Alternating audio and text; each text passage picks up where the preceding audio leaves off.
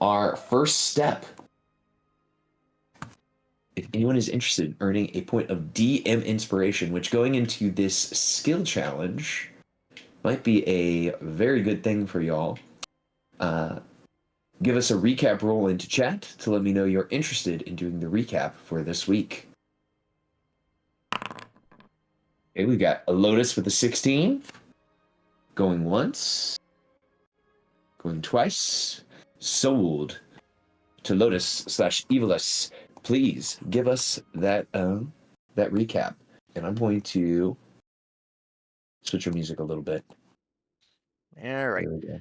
So last session started. It was a little bit of a tense standoff with a bunch of mage ghosts who were a little upset at us about having freed somebody from a sarcophagus.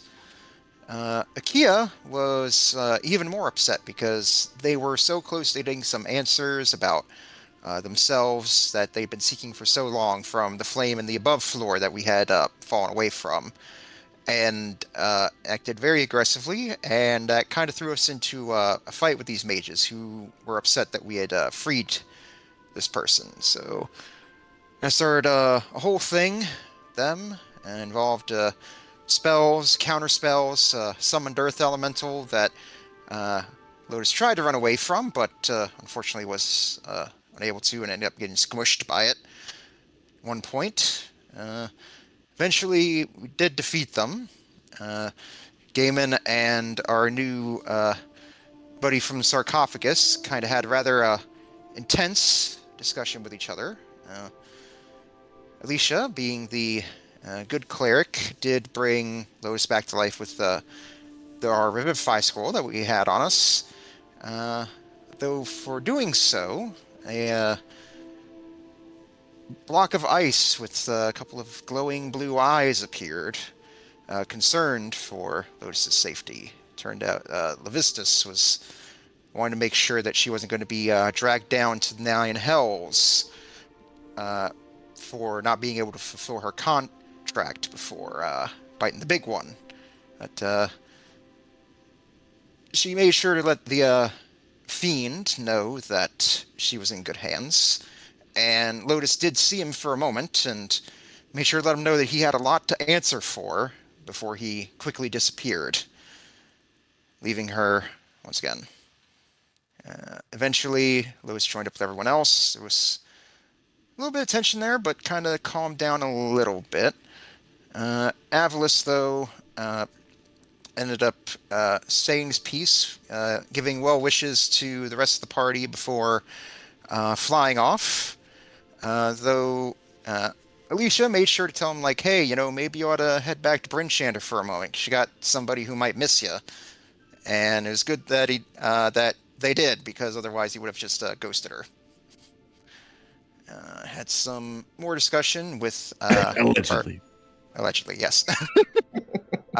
With our frenemy, Kalianasa here, about the runes on my body, and apparently she can actually read them, and said that the spell we need to deactivate the Auril statue is there.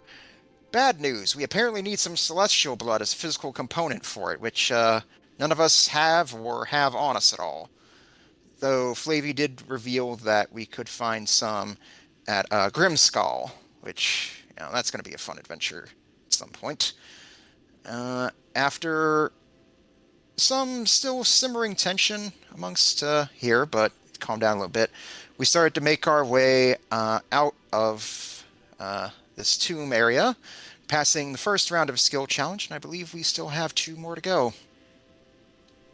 That is correct, and you can definitely give yourself a point of DM inspiration for that perfect recap.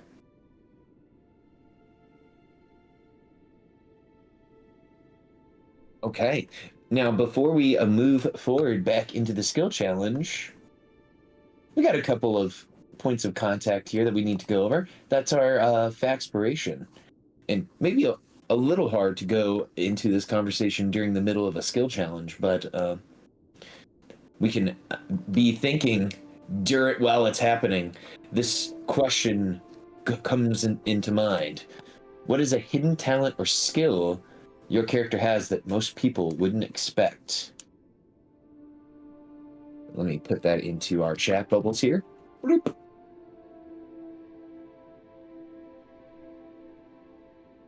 So, kind of reforming back into our old ways, I'm going to ask Akia that question.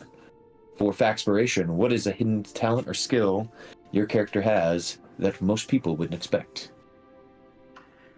The thing I came up with first was that Akia's hands look kind of clunky, and people, the average person, not think that they could just make small things like they can. And this might have been just me, but you were coming through pretty robotic, and I only made out a few words there. Was that just for me? It was robotic for me too. Yeah, it was breaking up a little bit. Test. Is that better? Little bit. Little bit. All right. Maybe come back. I'll come back to Akia. Let us go to Kalianasa. So she would probably never show anybody or admit to it, but she actually is quite skilled with shadow puppetry. Just something she used to do, before she had Ophidion, and to kind of while away the hours while she was, eternal. Oh my gosh. This is the first D&D character that I've heard that is skilled with the shadow puppets. That's pretty cool.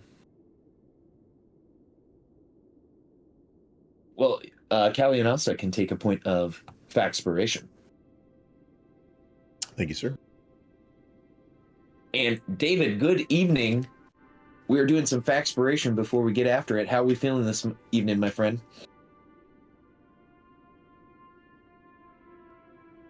Good.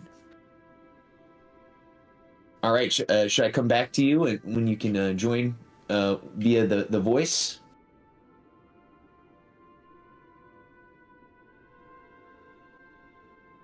All right, I'll come back. Let's ask Alicia. Alicia, what's a hidden talent or skill that most people wouldn't expect your character to have? It's probably not really so much a talent, but I mean, Alicia's pretty good at speed reading, so it's boring. It's very boring. Alicia's not very skillful kind of person, so that's probably the best thing that they got. I gotcha. Speed reading. I actually wish that I could speed read, especially right now, with all of the textbooks I have to read for my college classes, and then retain that information. Well, Alicia, please give yourself a point of Faxpiration for your skill. Let us go to Lotus. Evelus, tell us, what is your special skill or talent that we might not know that you have? Well, everyone knows that Lotus likes doing karaoke, but the thing she hasn't really told anyone else, or has really gone detail or shown anyone, is that she's actually very good at traditional Dragonborn throat singing. And the reason why she hasn't really gone into it is because it was something that her mother kind of like forced her into, going to, like the Church of Bahamut on Sundays. And it was one of those things where it's like, you don't really, it's like, she's like, I don't want to do it. But she ended up becoming like really good at it anyway. But as such that, and because it's something she associates with her mother, she's not really very open about it. Absolutely. Well, please take a point of Faxpiration, as now Lotus has let us all know meta that she has the ability to do traditional Dragonborn throat singing, but we don't know that in character yet. All right, let's circle back around to Akia. Akia, what's that hidden talent? I'm sorry that we couldn't get through last time. Test. How am I sounding? Sounding better. Perfect. Much Mhm. better. Okay, good. Akia's probably talent that most people just wouldn't expect out of them is just their dexterity with their hands, ability to make like fine filigrees and stuff like that. Just because their hands look clunky. Mm. Mm. That's it. Now, I don't know if you're a One Piece fan, but there's a character in One Piece who has giant clunky hands, who is also a mechanic, but has a secret special skill to allow them to work With the on tiny hands. with the tiny hands. Yeah, I've been thinking about that. If I was gonna Spoilers. I was thinking if I ever got gloves of thievery, that's how they would be flavored. Or you could make gloves of thievery. Wait, don't Warforged have an ability called like integrated tools or something? Or maybe that was like the UA. I think you're version thinking of them. integrated weapons. No, they were able. I think it may have been the UA version when they were still playtesting them, but I think they had something where you can like take one set of tools and integrate it into your body. Not I don't my think- version of the Warforge. Yeah, maybe not the official version. then. They have like an integrated. They've got like a extra tool proficiency. I don't remember what it's called though, but you just get an extra tool proficiency. I think So you're that right, might be it. Lex. That was either in the Warforge and UA, or I think there was two versions of Warforge, one in both of the Eberron books. Yeah, it was like the early Eberron stuff before they actually made it into a setting book. The Warforged in there had an ability because there was like it was also like the same time that they had like 3 flavors of Warforged, like the large one, the tool one, and like some other third one. I can't remember what it was, but yeah, they had a feature where they could like take a tool and integrate it into their body. It was some cool stuff. It was cool stuff. Absolutely. Well, Sorry to go on a Akeem, tangent. hey, I'm happy to talk about Warforges anytime. Akia's player, please take a fact-spiration point and add it to Akia's token. You have earned it. Thanks. Before we get going into this skill challenge. Now, I heard David's beautiful voice. David, welcome. You are the last but not Beautiful. least. Yeah, absolutely. I mean, my voice sounds a certain way. I think beautiful's a bit of a stretch, but okay.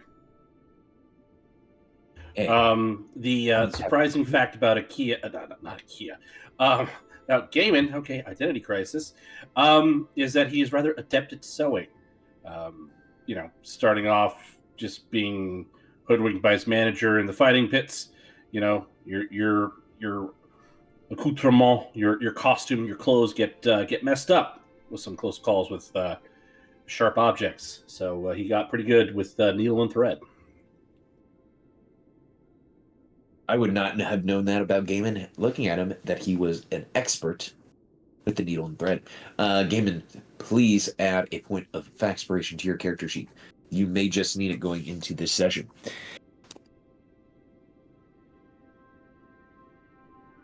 Now, to answer a question that I received in private, I have a macro here that will change your image, and I can share that macro, I believe, with just you. Would you like me to just share it with just you, Gibby?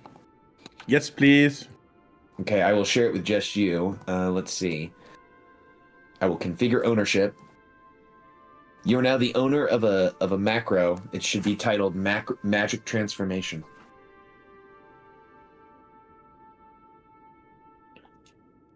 And you should just be able to click it when you want it to happen. How do I find that? That is going to be in the macros directory. Okay. I can probably find it from there. And I can also do this.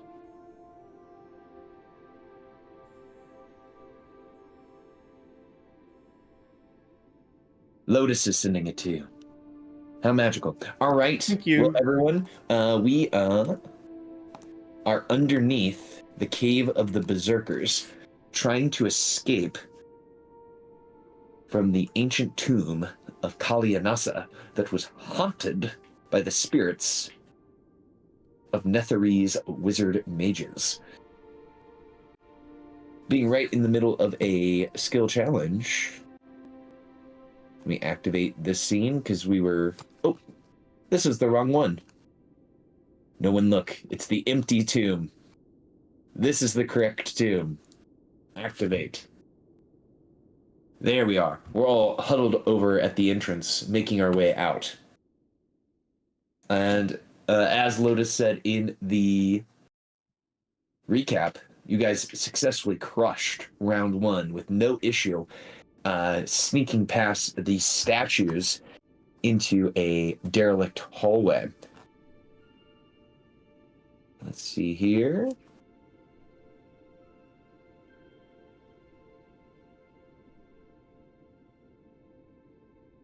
Before we get started, does anyone have any questions, comments, concerns, or interpretive dances to share before we move into stage 2? Interpretive dance is an interesting option, but no. Yeah. I always give my clients that option, and no one has ever given me an interpretive dance. You know it's going to happen one day. One day it'll happen, and it's going to be beautiful. I'm just going to keep offering it until it happens. All right. I'm dancing. Look at my token. It's dancing. Oh, Gaiman's dancing right there. Gaiman, take a point of DM inspiration for dancing. Okay. That's all it takes. I'm really easy. Okay, we are into round 2. Let me put some skill challenge music on here.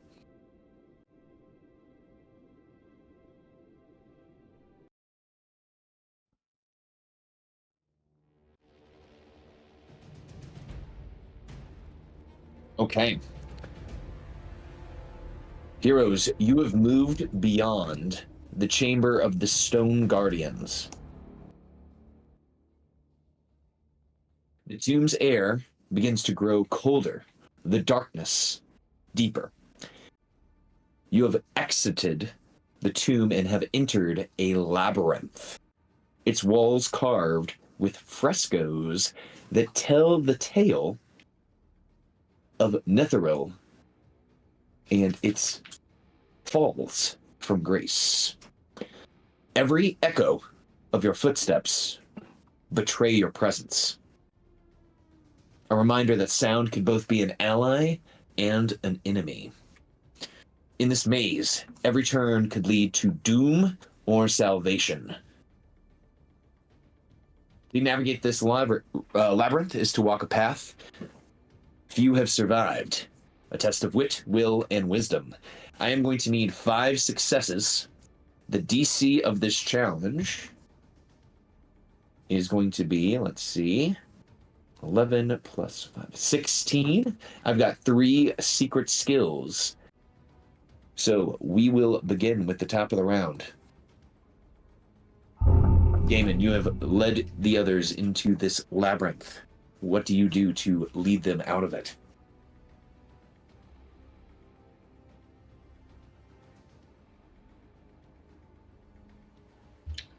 I'm just taking a minute to think. Absolutely.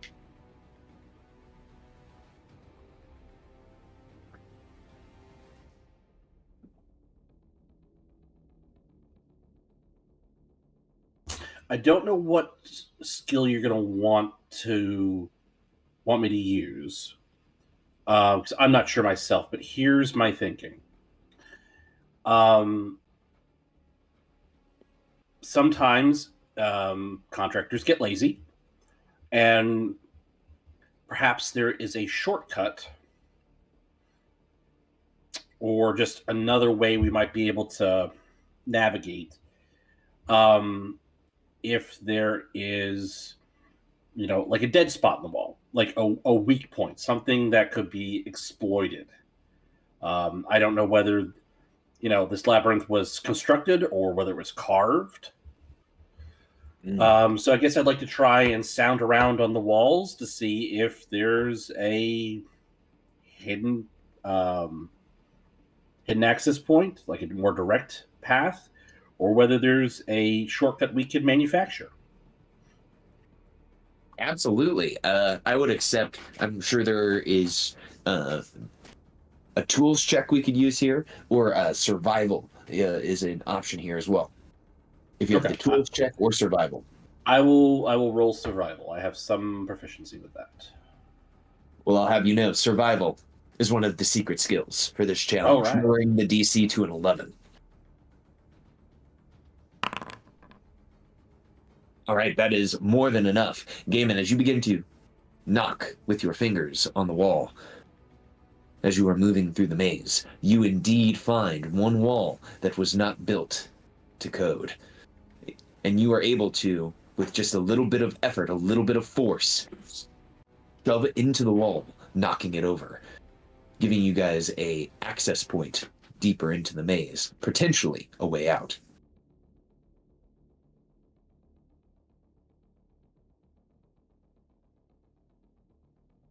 And we can move to Alicia. Alicia.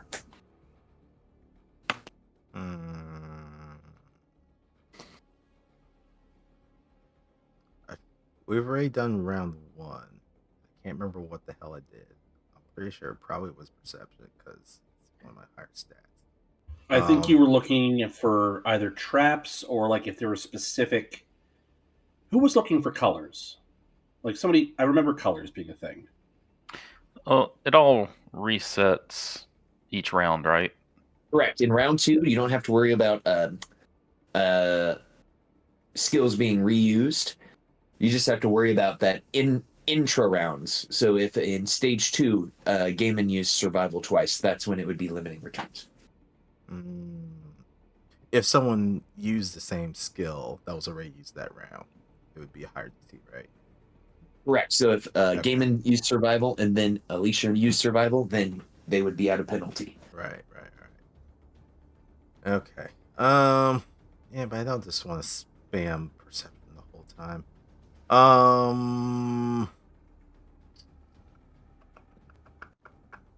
If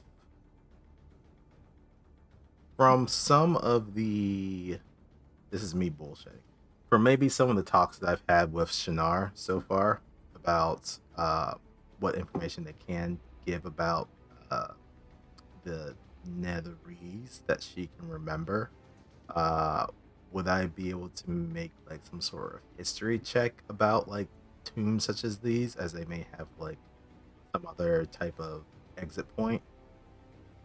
Absolutely. Give me a history check. All right, this is my bullshit roll. I mean, for the record, I like that bullshit. I mean, I don't like the roll, but I like the intent. Yeah. A 10 is not quite enough. I don't have any game exposed, so yeah, unfortunately, that's gonna have to ride. All right, But we have all got Faxpiration, don't we? Yes, we do. Just started the session. I'm gonna hold on to that for a minute. I'm just throwing it out there. Yeah. I'm gonna hold on to it for a minute. Okay, you guys have one failure. Your brain is just racked with the thoughts of the fight with the mages. I think it probably came down to there was just a lot of information that was just a bunch of bleeps because for some reason, for all the stuff that she tried to tell, it just wasn't going through, so it didn't stick. And I'll be right back. Hey, you guys are at 1 success, 1 failure, and Lotus is up. All right. So, yes, I'm thinking that, let's see here. I guess doing Labyrinth, like Lotus will want to use her, what knowledge she does have of, let's say, the arcane, and basically, look for signs of magic being used by anyone who's come here through here before. Basically, any sort of signs of like, use of the light spell or use of mage hand to move stuff around. Basically, for signs of magic use that would help them determine what would be a path through the labyrinth for an Arcana check. Absolutely. Give me an Arcana. Oh, God damn it. Uh-oh. Let's see what we got here. Natural 1. That is a natural 1. Okay. So you guys are sitting at 1 success, 3 failures. You guys are not looking good at the moment. 2 more failures, and you guys will fail the round, and something intense is going to happen. Okay, your arcane knowledge is disrupted, Lotus, as you look to one of the Netherese drawings that makes you feel some sort of way. You see an image on the wall of a woman being tattooed by robed, bearded figures, and it can't help but feel familiar to your own situation. Mm-hmm. Okay. It is now up to Kalianasa. Ooh, okay. So time for some more BS. So Kalianasa, as you guys have probably discovered, has a whole bunch of charisma-based skills for social situations, which less handy in skill checks. So it's always a stretch to try to make these work. Just Mean Girl the Maze. Yeah. Can she attempt to persuade the people, as in the party, that she knows what the hell she's talking about and trying to give directions? Does that work? Absolutely. You can try to persuade everyone and see if that doesn't help you guys figure out where you're trying to go. Oh, trust me, intimidation was next. Okay, here we go. Hey. Hey, a 21 is a success. Kalianasa, please give us your persuading message to the party that you know where you're going. I think it's going to come across very dismissive. So, I guess, but somehow still persuasive. But, maybe you should listen to me. I happen to be Netherese and happen to, know how they do things. But sure, rely on hearing things from a third party. That's fine. It was dismissive. Okay, you guys are sitting at 2 successes, 3 failures. Akia 13.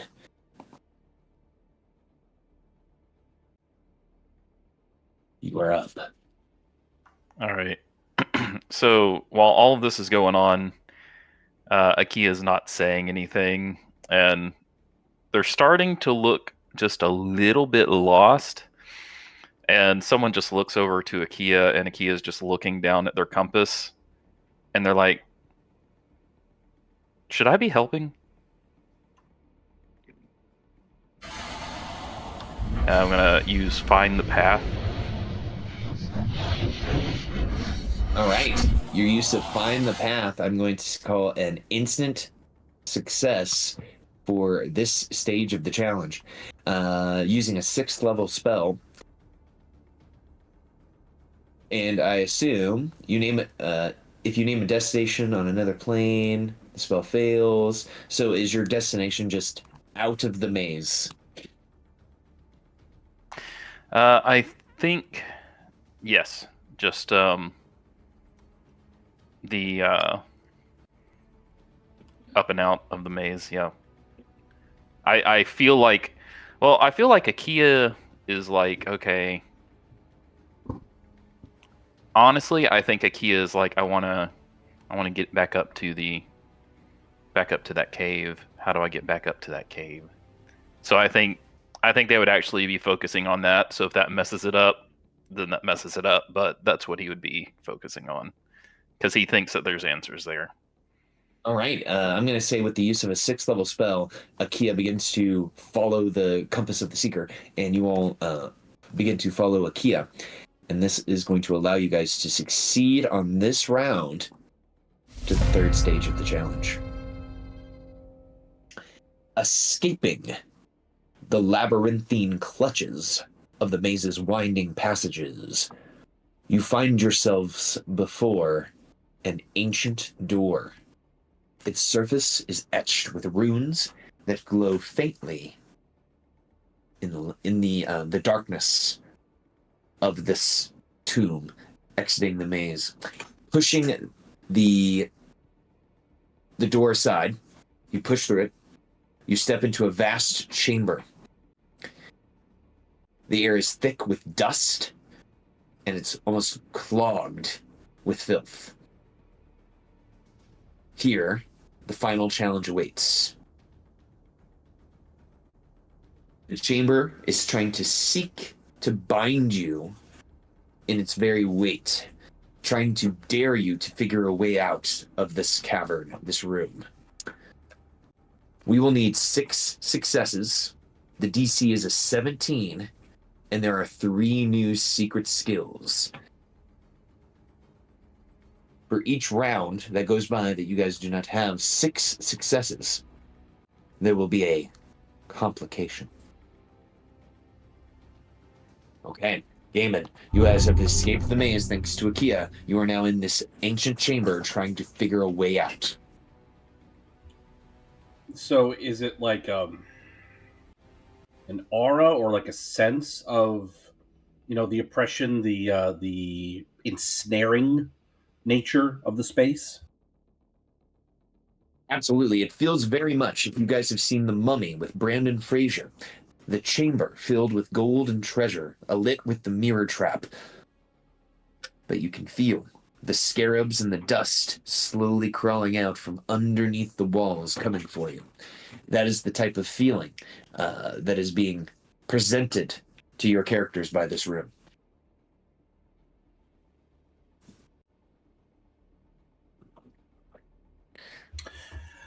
I would like to attempt. Okay, so I want to distract the party from the aura, from whatever is making people feel like they need to stay put, like be it fear or valuables. I don't know if you're saying it's like the treasure room or just like it's that kind of sense. It's that kind of sense. Okay, so Gaiman is going to start singing in Giant, and he's going to start singing a traveling work song. So something that is has a rhythm to it, but it's sort of breaking the silence. It's in a language that few of them would speak, and so it's kind of jarring, but it's an uplifting tone. And you can try to use that to distract the party and sort of boost morale, boost confidence. I love that. Definitely give us a performance check, and you can have advantage on this check because this is an awesome thought. I didn't think anyone was going to sing a song. Okay, I don't have anything in mind. I don't know any foreign language songs that I could try and pass off as Giant, but here goes nothing.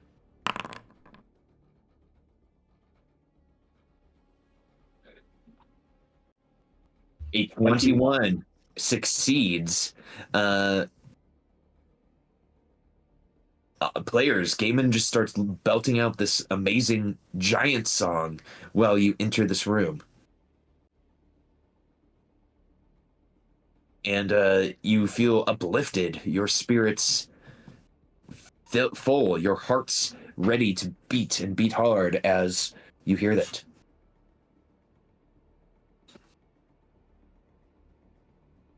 Cool. Okay.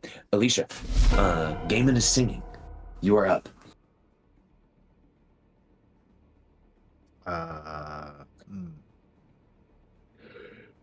Surely's history gotta work again this time. An 18 is a success. Gaiman's singing and the chamber itself brings about a memory that Sadar would share with you. That these chambers, she's described these before, often seem at first unescapable, but like many escape rooms, the answer is obvious. As your eyes begin to scan, you start to notice certain clues that you can put together in this room. Oh, that inscription over there looks slightly out of place. That sarcophagus over there, I don't think it contains a body. So you're able to start putting together these clues to help everyone start to escape this room. Yep, I'll start pointing things out to people. Okay, Lotus, you're up. All right, I guess sort of piggybacking off of Gaiman's singing, it's like she doesn't recognize the language, but the beat sort of sounds vaguely familiar, reminding her of uh, what she would see in Baltimore when she was younger of other folks breakdancing. So it's like she starts tapping her foot, getting a feel for the beat, and then as she starts busting a move, if you'll allow it, I would like to roll acrobatics for this. Absolutely.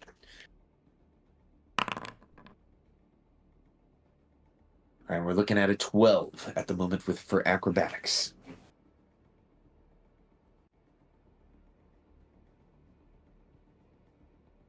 Rolling. All right, we're at a 14. You're exactly 3 below what you need. I would like to succeed at a cost. All right, this is a succeeded cost in a skill challenge. We will say that you guys are in initiative. If you have no inspiration to lose, you are baned, lingering, charisma, and confused. But I All believe right, you have so a inspire yep, to lose. that puts me down to one total. So I guess it's like a little bit rusty on the breakdancing moves, I guess. So it probably whatever gods or devils in this case might be watching probably have took a little something from me for that one. For sure. But at the moment, you guys are at 3 successes of the 6 that you need. Kalianasa, you see that the Dragonborn has begun to break dance. It's pretty good. She assumes this is all normal behavior for this time period because it's very odd to her. Can she look around and this is a little unconventional, but perhaps intuit the intent of the escape room designers? Absolutely. Are you thinking to try to insight their design? Yeah. Mhm. Okay. Let's hope I roll. Yeah, not quite. I guess I'll use my Faxpiration. Absolutely. You just I need just a 2. need a 2. Yes. We know my luck.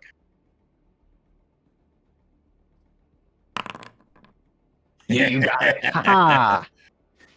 You've got it. So you notice some of the things that Alicia has pointed out, and this leads you to, you all, if we just simply push in those stone frescoes in this exact order, we should be able to get out. Is child's play, really?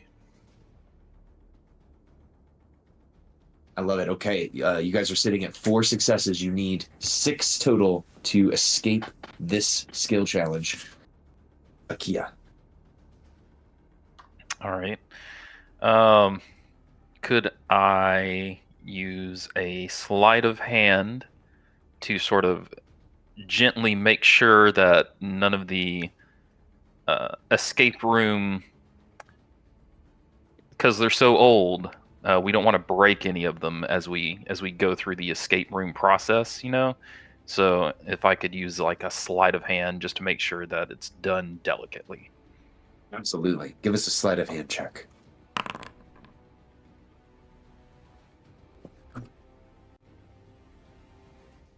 That is a natural 20.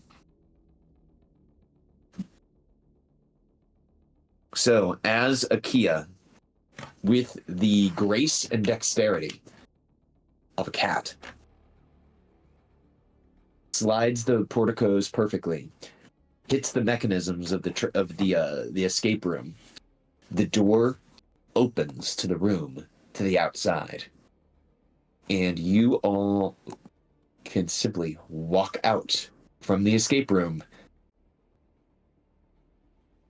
and find yourselves outside of the Cave of the Berserkers.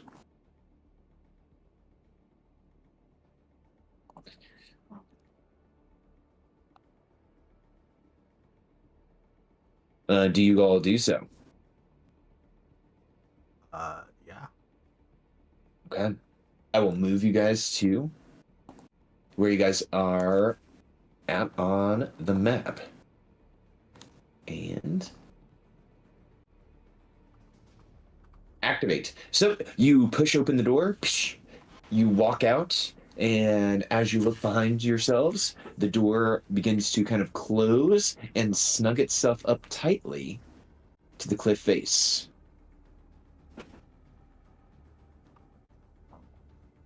As you look around, you all would see the ravine and the 50-foot climb back up to the top that would lead you into the cave of the berserkers.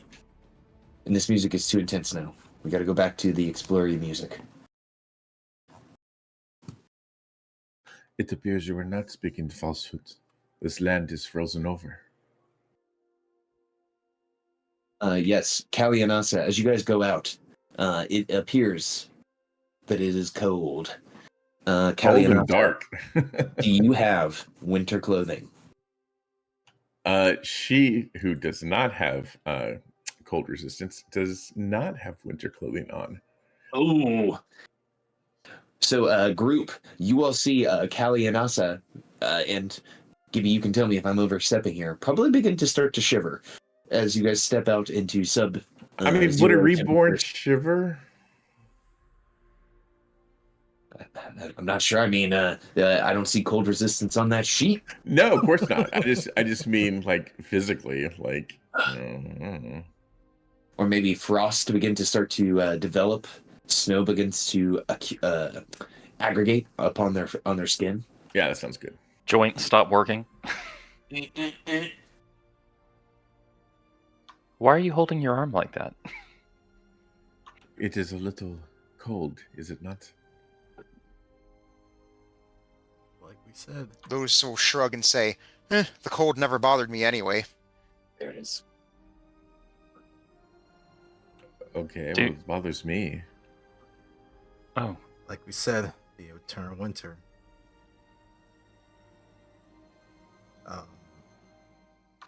would you like to borrow this? And Akia will take their bearskin rug off of their back and hand it to Kalianasa. She looks at it, and then the frost building up on her is like, well, normally I would say no.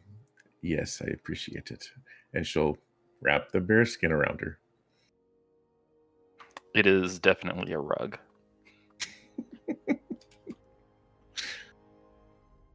But it is something. Gaiman will get out his climbing kit, and he will start hammering pitons into the wall and start stringing a rope so that he can aid others in climbing.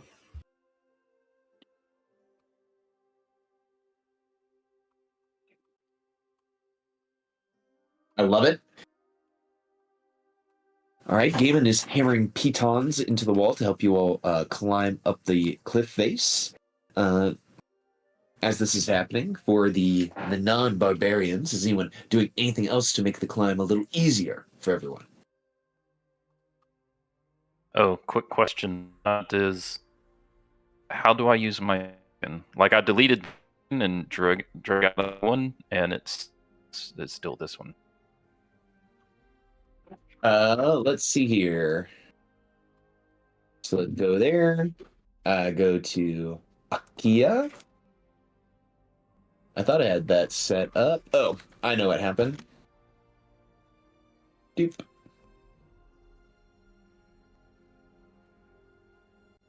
Oh, I forgot this little guy. He was out. And there he is.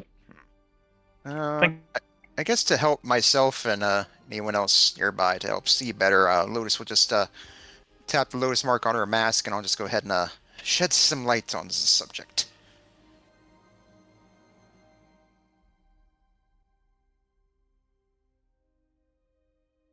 Ah, there we go. If it doesn't have a hammer, like it has a Python hammer. Python? I don't know. I called it piton, but Piton, I mean, yeah. I don't know whether that's an American versus an Anglican pronunciation, or if there is a quote unquote correct pronunciation. But I have a proper climber's kit, so it's got all the stuff I need. Okay.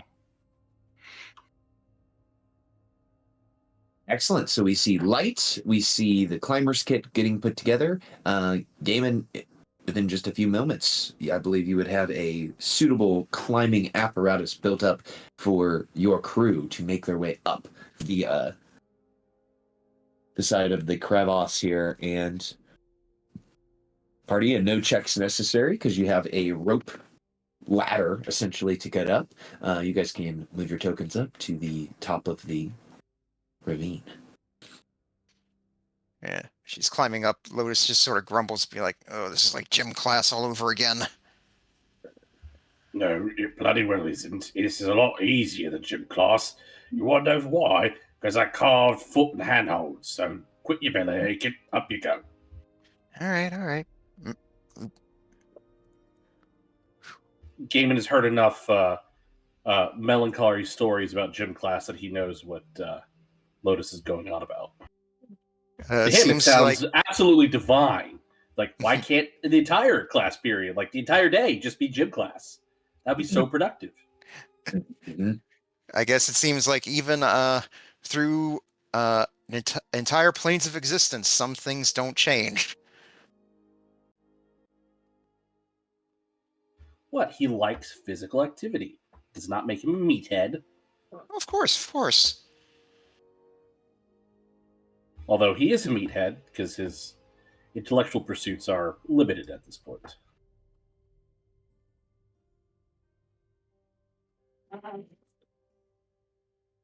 We'll have to see if that floor's still collapsed in.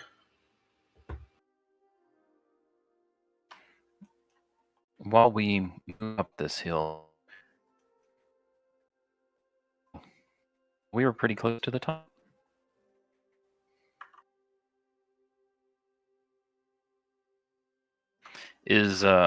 Oh, never mind. You all notice they're the statues that you destroyed only but a few hours ago still lay destroyed at the bottom of the ravine.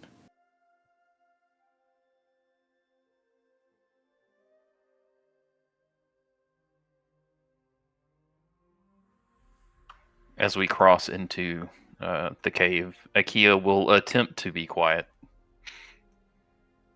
Yes, absolutely. You guys can give me stealth checks here if you would all like to try to be stealthy. All right, I guess yeah. If we are trying to be stealthy, Lotus will go ahead and extinguish the light. You notice this is the room that had the the bronze cages, the cage doors inside, that you found the dragon eggs within. The dragon egg shells.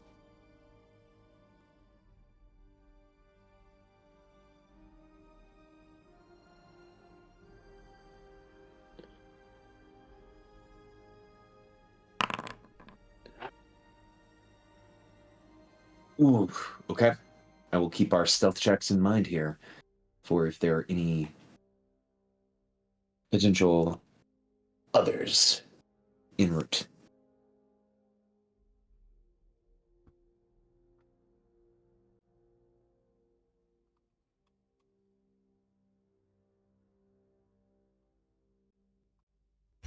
Okay, it looks like we could have foregone getting those eggshells after all, but I take your point from before.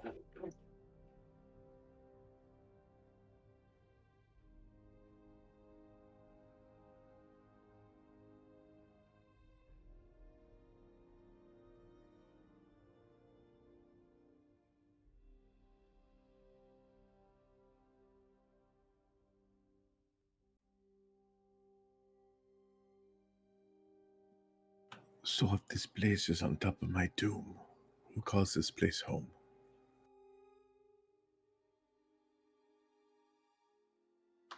A tribe of the bear berserkers.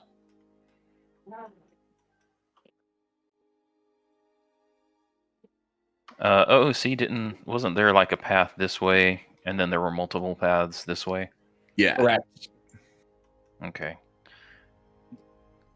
Feel like we should go this way. I don't know. Search to the south. Oh, I don't know. If you want, Yeah. I could send Ophidian. Something happens to him, I can just, and she snaps, call him back. Yeah, I think that's probably a good idea. All right, he will. She'll tell him to fly to the south. Okay, Ophidian. He says, ha. All right, boss. Here I go. Here I go flying again. And he will head into the south. And Ophidian sees. And he rolled a 12 on his stealth check, just FYI. Absolutely. This cave opens up stark and unadorned, with a palpable chill hanging in the air. In one corner, a dark chute reeks of death and decay.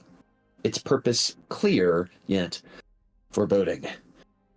You can see nestled against the wall a kind of nest that seems to have some sort of objects within. A person who is interested would have to go into the nest and kind of rifle around to see exactly what is within. He knows. Go ahead. Sorry. I would say Ophidian probably knows better than to do things unbidden. So I don't think he would do that on his own. But over to you, since you're. But Boss, can you hear me, boss? yes, I can hear you just fine. Boss, there's a nest of stuff over here. Didn't you say there was some dragons that live in here? Did they talk about that? Oh, see, did you guys ever talk about that? I don't think she knew that there were dragons. We wouldn't have come up in the short time we've been together. She'll say, apparently there's some sort of nest for some large creatures. Oh, do you mean dragons? Yeah, we ran into a couple of them during our initial journey up here, but One moment. In Draconic, she chides Ophidian. Is it a dragon nest, you fool? It looks like it could be. I mean, You are a dragon and you don't know this? Hey, I've been sleeping a long time, just like you have. Can you please keep it a little easy on me, please? Yes, apparently it is a dragon nest. Well, that seems like a good place to start our investigation, as any. Very well. And she'll go follow Ophidian, see what the buzz is about. Show me this nest. Alicia, let's go check out this nest. It's over here. You want me to rifle around in there? You know I like rifling. What's it saying? Nah. I think she's probably going to be better at it than he will. Do you need a investigation check or anything? So this is simply a very packed bed of straw. So I don't think even if you got a natural 1, you would be able to find all of the things that are hidden within this nest of straw. She will kind of stir it around with her dagger just to see if there's any, dragons have loot. Is there any sort of loot? Yes. So the first thing you see is there is a spyglass. Unfortunately enough, the spyglass has been cracked, damaging its value. So you would pick it up and you see that the glass has been kind of cracked. She'll hand it over to toward Lotus. Can you mend things? sadly I cannot. But our friend Akia here is usually good at such things. Oh, it is broken. And she'll hand it over to Akia. All right, Akia, I'm going to give you the cracked spyglass. Okay. Okay. The next thing you find is a paltry hoard, a hoard of coins. You find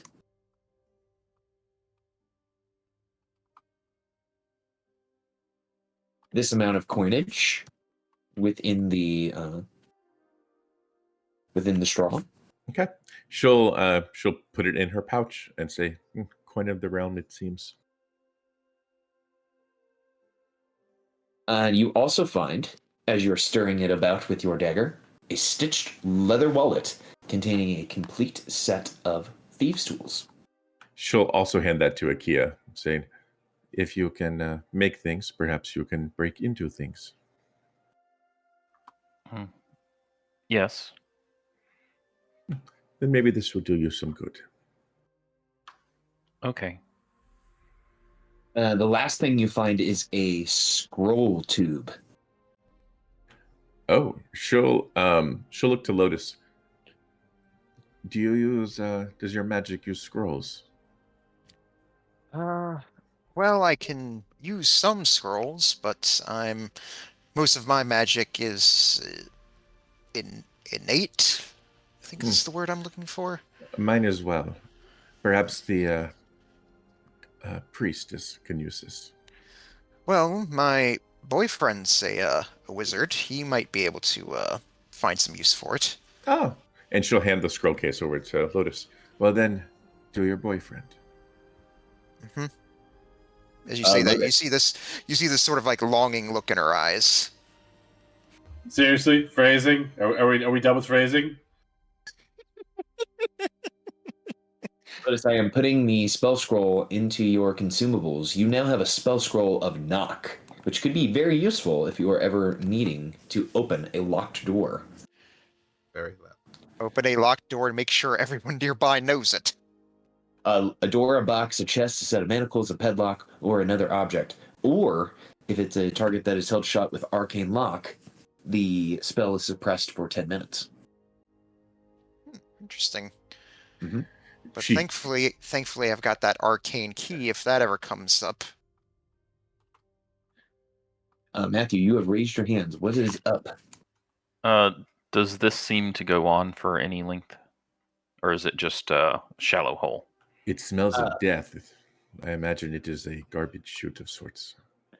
So as you look into it, you see that does Akia have dark vision?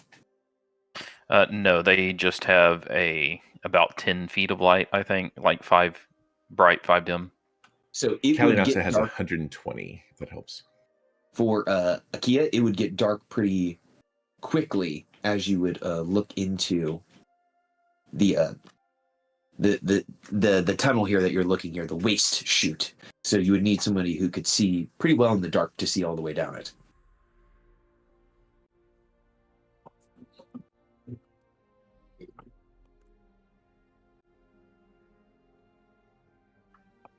All right, I get out of the way. It seems these dragons must have been young. There's not much here. Yes, they were.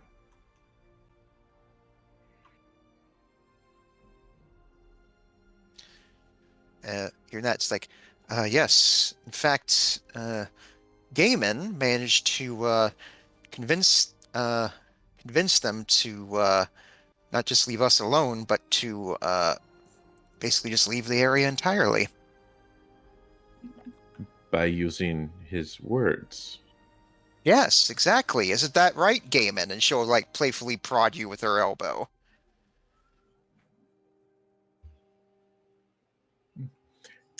Interesting Yes, approach. I am capable of speech and thought. I know.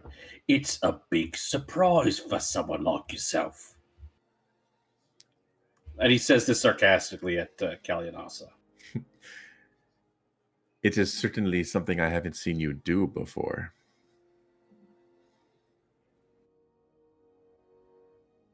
Well, we are just meeting.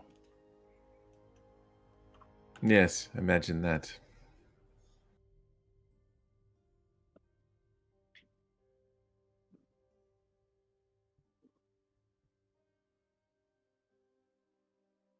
Good job, Ophidian. Thanks, boss. And those were the bronze cages.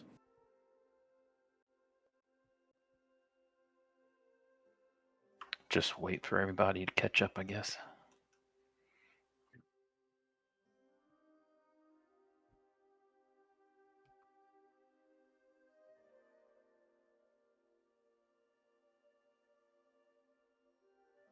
So, Alicia, you would see that the floor is still missing from this room, but the brazier still seems to be in the same spot it was when Akia reached their hand into it and turned the blue light off.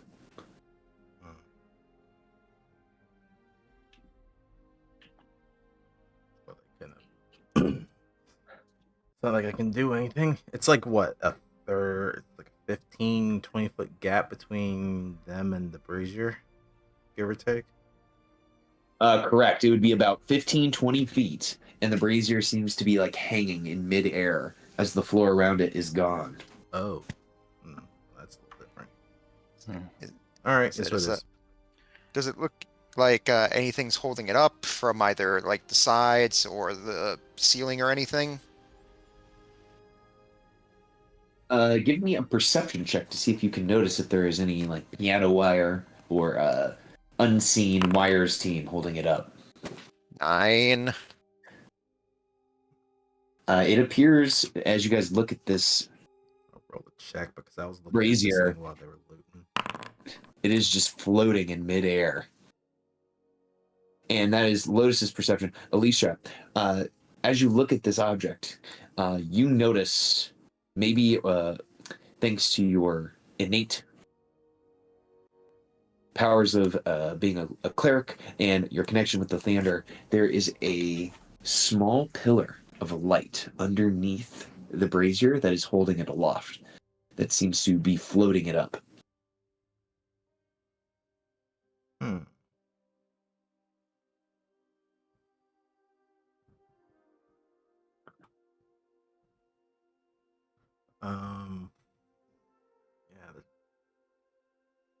Yeah. I'm not able to see like how far that like goes. Am I? Essentially, because how far do I guess how far did we fall down? It was quite a distance, wasn't it? It was quite a distance. You guys needed that feather fall to make sure that no one went splat. From your vantage point and with that very high perception check, you see that the pillar of light only goes down 15 feet and then stops. Oh. Hmm. There might be another fire somewhere else. I am eager to continue searching the cave. As Akia goes to search for the cave, Kalianasa, if you are interested, if you potentially know the purpose of this brazier or the magic around it, you could give me an Arcana check as you are looking at this brazier. Okay. Dirty 20. A dirty 20. Kalianasa, you have seen braziers like this in your past. They are often gifts by sprites or spirits to humanoids as a show of a spirit or sprite's appreciation of their worship. And from what you have been hearing from your new companions, this tribe of barbarians or berserkers have made themselves loyal to the goddess. I don't know if we should want to put quotes on them there or not. Laurel. Looks like it is a gift, if you will, in appreciation for the loyalty from that sprite Auril. Is it still functioning? Well, as far as we know, the tribe that resides here uses it to stay alive through mortal wounds. And this tribe is no friend of ours, yes? No friend of ours. Then I suggest we find some way to deactivate it.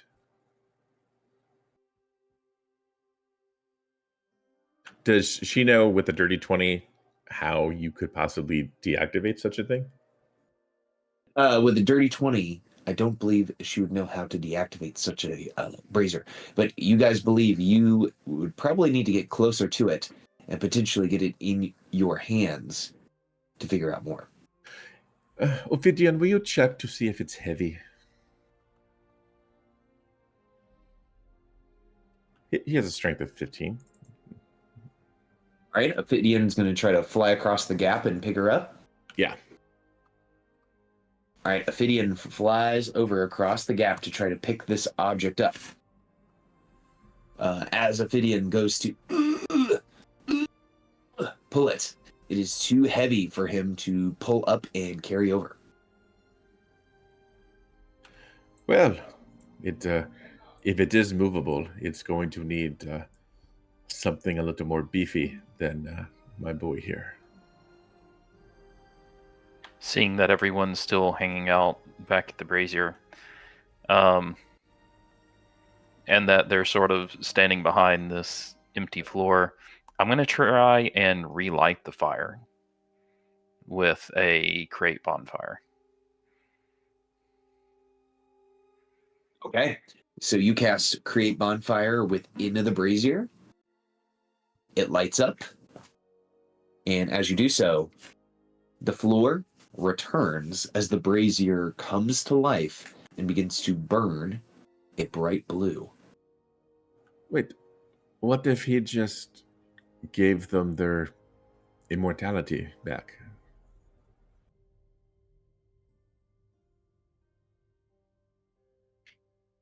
I mean, we don't know if, switching that thing off, took away their, immortality. So it's sort of a moot point. But at least we can get closer and give it a good once over. True. That tricksy sprite. Oh, very well.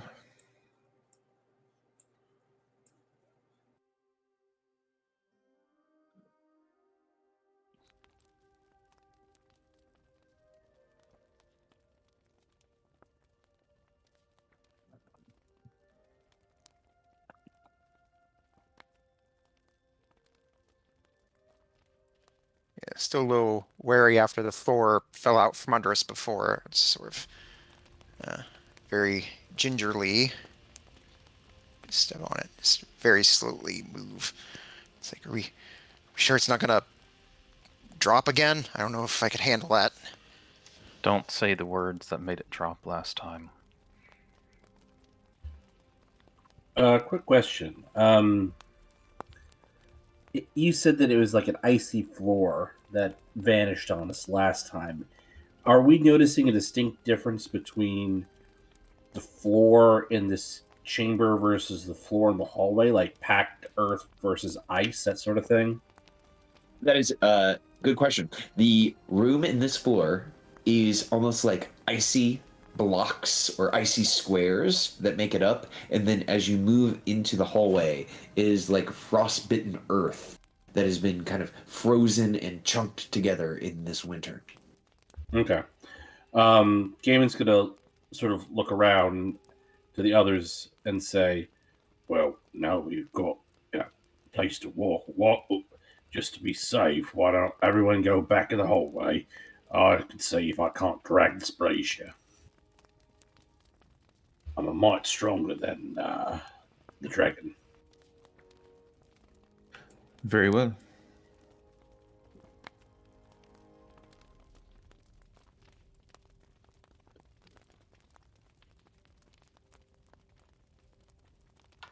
I wonder if I was injured, if this fire would repair my injuries.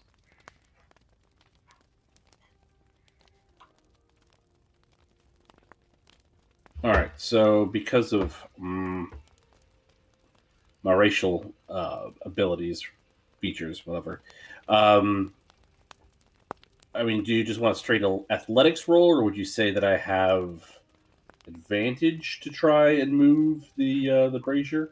As you reach for the brazier, Akia is going to look at you surprised and say, Why are you...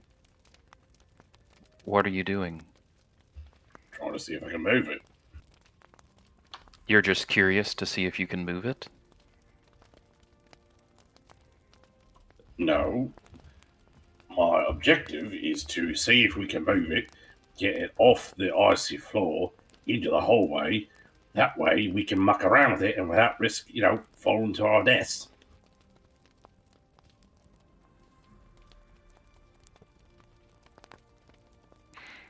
All You right. think that's a bad idea? I mean, It you understand this magical shit better than I do. I believe it is safe as long as we don't say the command word. All right. Well, More likely, if we remove it from its pedestal, the floor would immediately disappear again.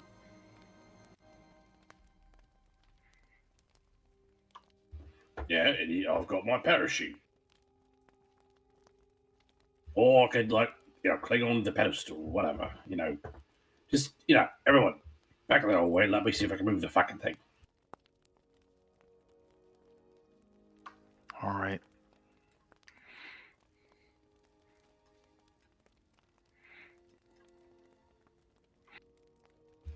But you know what?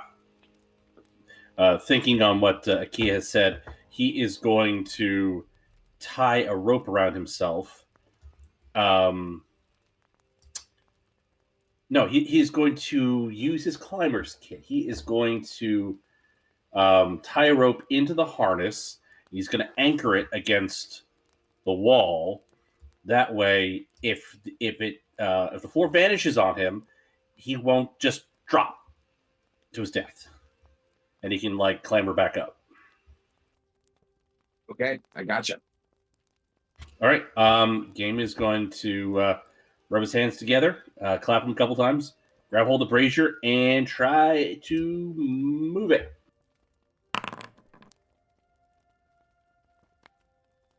All right, Gaiman. So as you go to attempt to move this brazier, your muscles seize. Effort appears across your face. Beads of sweat begin to drip from your forehead, and the brazier does not move, as if it was stuck somehow to the ground. It doesn't look like it weighs an immense amount, but something is keeping it there without being moved. Okay. At that point, he's going to swear, and then he's going to drop on all fours and look down at the feet of the brazier and see if they're anchored or bolted or in or something to that effect. Otherwise, he's just going to chalk it up to magic and say, "Well, fuck it. I don't know. I don't mess with magic." Do you want me to give you an investigation? So, Gaiman, and everyone sees Gaiman drop to the ground. You see, and this may be frustrating, there's no bolts. There's no what appear to be grooves that it's locked into. There's no glue or some sort of adhesive holding it. It just simply seems to be the brazier's feet upon the icy glass floor. Have we tried just attacking it with magic?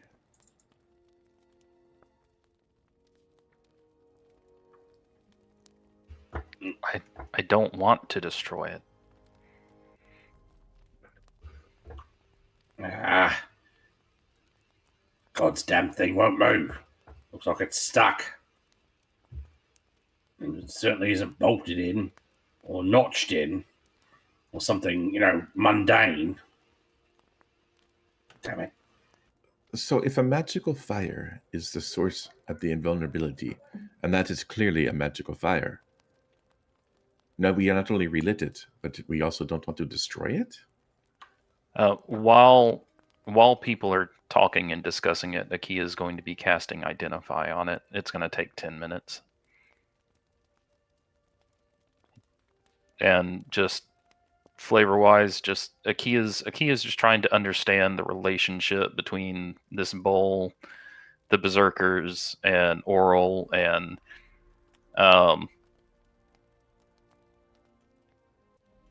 wondering if, probably out loud, wondering if this thing started to heal their injuries, would they want to eat themselves? There's just a lot going on. Akia, I have a question. If you were a hot dog, would you eat yourself? I don't eat. It's a simple question. If you're a hot dog, would you eat yourself? Yeah, that's something I can't remember. It's a I can't remember the character that Will Ferrell was doing, but it's an SNL sketch. Yeah. Sorry, I couldn't help myself. Well, that's a lie. I could have, but I chose not to. So Akia, unless y'all do something, Akia seems to be going through a magic ritual with this brazier. What are you doing? Trying to discern the nature of this flame. Fine.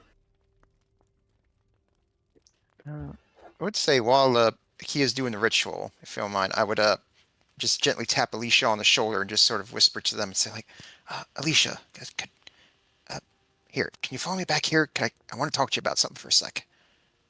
Hmm. Sure. I sort of work my way. It's like, excuse us. Gamon's gonna go back to the mouth of the cave. Not the mouth of the cave, but back to just where the hallway and this area meet. He's gonna wait for Akia to do his thing. In the meantime, he's going through his golf bag of weapons, and he's trying to figure out what he might try to use to see if he can't like loosen the brazier or pry it up off the floor. All right. We won't move too far because you still want to be range for everyone. But I'll just sort of talk softly to Alicia. It's like, all right, I know I've probably said this before, Alicia, but thank you for bringing me back to life. There, I don't want to think about what would have happened to me and my soul if I would have died before filling out the contract. But you saw him too, right? That wasn't just a hallucination. Yeah, I saw him. Not what I expected the first time meeting an archdevil, but I guess things are a bit weird nowadays. Did he say anything to you? Did he say anything about me? Well, he more or less asked if I was going to be saving you. I told him yes. That was honestly pretty much it. Um, he seemed concerned that if you were to die, then, as you guessed, your soul would be in hell, likely under the possession of the Devil King himself. And as you say that, you do definitely see her visibly shudder. That she's like, oh, well, thank the gods that certainly didn't happen. But that was it. He didn't say anything like tell her I love her or tell her I miss her, or tell her that like I'll explain everything later. He didn't say anything like that. Uh, Alicia will just shake their head no. I'm sorry. No, Maybe you're maybe there was something else that he wanted to say, but I also don't know. From what I understand, he's able to make projections, I guess, into the material plane, but I don't know how long that lasts, so maybe it was a brief time.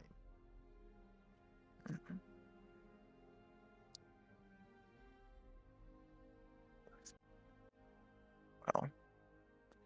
It's like I told him, he has a lot to answer for. My mom still believes he's going to come back someday. Yeah, I'm not. That's all still such a mystery of that connection.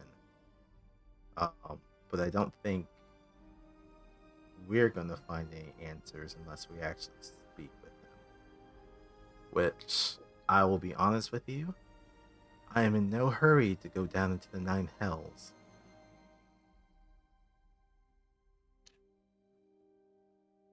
I know, and believe me, I do appreciate you and everyone else helping me go along with this, though. I wonder what our new friend, when you notice the question in the statement there, might think of that whole situation. Mm. Well, they are ancient. Maybe they have some knowledge of some things that occurred prior to this, and just kind of motions to everything. You see a rubber chin at that. It's like, yes, but I think that's something we should bring up. We're in a safer Not in the situation. middle of a Cape of Barbarians. Mm-hmm. All right. Well, thank you for your counsel as always. No problem. Just go back, join the others, and say like. But to answer your question, Kalianas, I'm honestly not sure what exactly Akia's up to. Their mind works in very strange and interesting ways. Well, it's certainly not trying to destroy the brazier, that's for sure. It's almost worshipping it. They have a very interesting relationship with Auril, but that's not for me to discuss. You can ask them yourself if you like. Well, then it appears that whatever objectives you have are not aligned.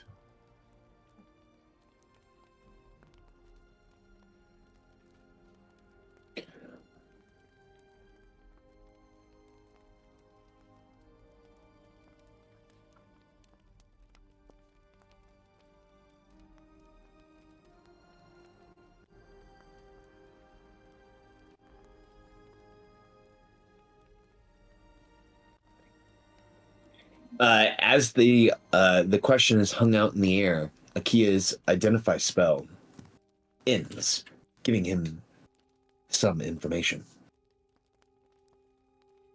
Akia, there is no specific spells cast upon this object, but you can tell from identify this brazier is magically held to this spot. So no amount of physical pulling or pushing will move it from this spot. You also know that this flame has some sort of abjurative property. The tribesmen, if they fight within its glow, within its cave, they will be immortal.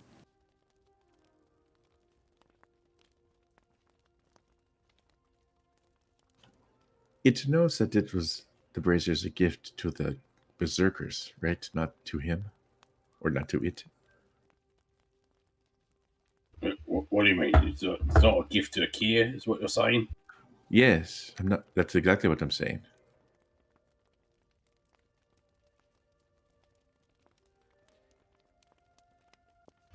I mean, you tell him that. Yoo-hoo. Excuse me. No, don't. God, you're so fucking literal. Just let him be. He's got away with things. He's got a process.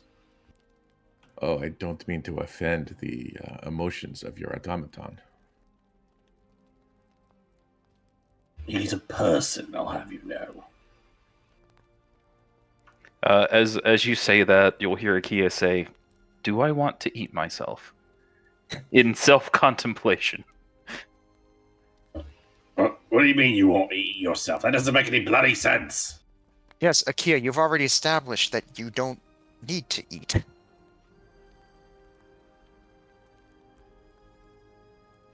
Perhaps this is more failing Netherese magic. No, he's just going through something. DM, as I play with the flame, do I feel the need to search out midwinter children and eat them? So, does Akia ever touch the actual fire itself? Eventually, yes. They will So- touch the fire. Okay, as you touch the fire, 16 points of cold damage would hit your hand as you touch the fire.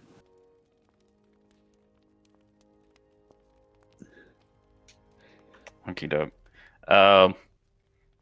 Is that special cold damage in any way, or can I use my resistances?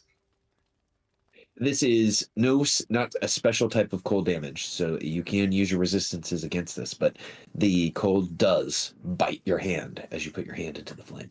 All right. Okay. I'll pull back. Now, do I feel the need to eat children, midwinter children? You do not feel any overwhelming need to eat children of any type. Yet. All right, just checking.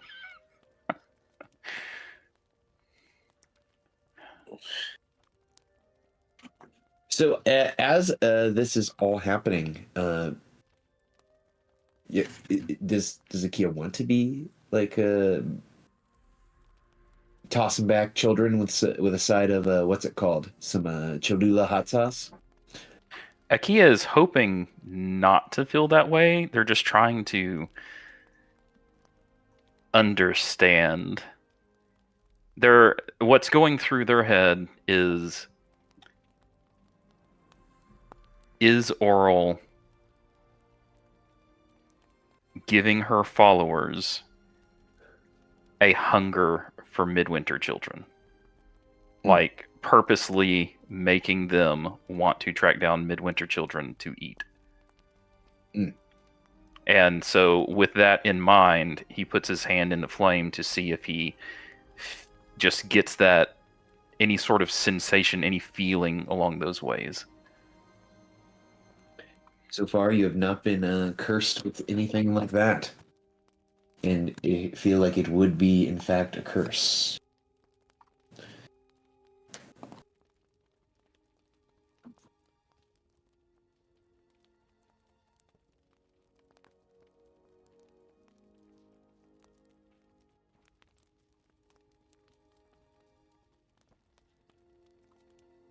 Yes, so probably 5 damage. That seems about right.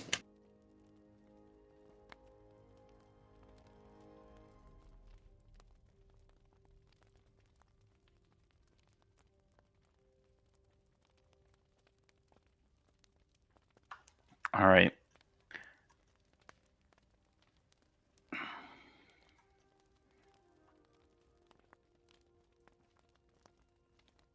You all right there, mate? Oh, it's cold. All right. So it's cold instead of hot. Can we move the ranger? Can we do anything with it? Did you No. discover the secret of, berserkers, special shit? Oh, yes, I believe this is the fire that makes them immortal when they're standing in its All light. right. As long as they're Well- not in this room, I believe it should be fine, but I always believe in turning the lights out when I leave a room anyway. Okay, well, I'm currently hooked up.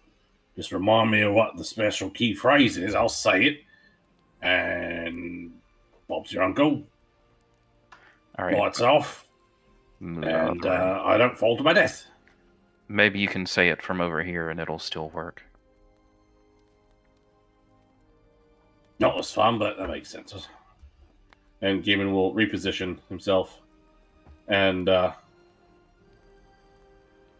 Akia will remember the word, even if his player does not, because they have keen mind. That is fair enough to because you guys solved the riddle last time. It was like It was just like heat or something. yeah, it was like heat or something like that. Warmth, something like that. Yes, that is correct. If it's a proximity issue, Ophidian can say it because he can fly.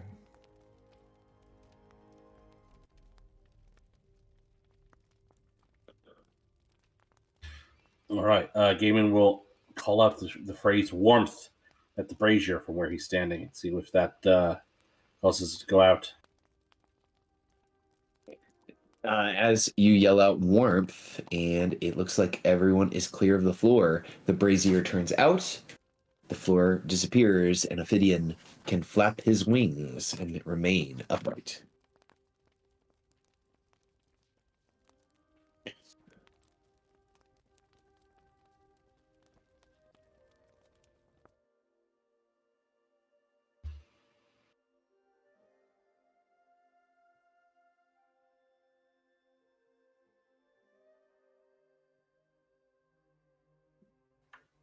Two paths.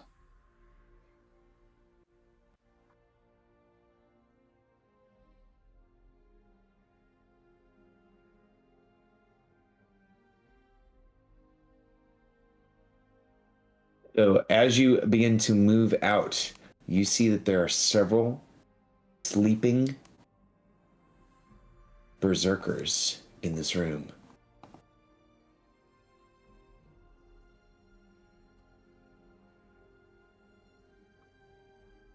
You can also hear what sounds like the sounds of muttering coming from a room to your north.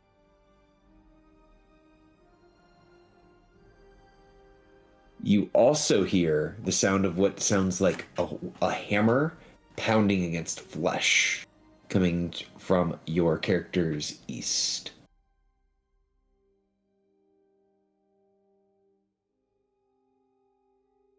I can't see very far in this room, but it would appear that there's a large drop. I would rather not be over that if there are berserkers nearby. Perhaps we should go down the other tunnel.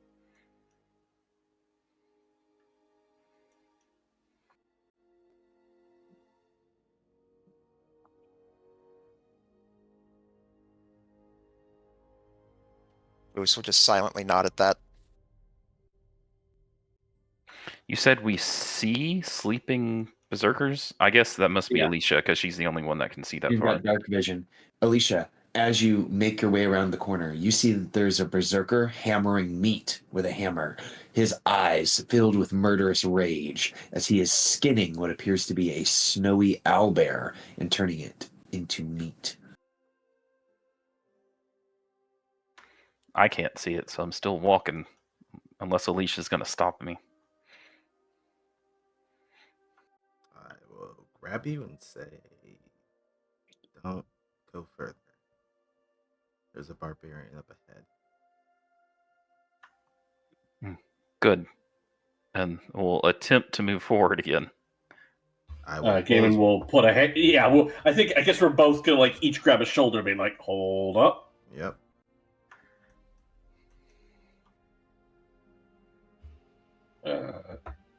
Why don't you let me just take this one, eh? Okay.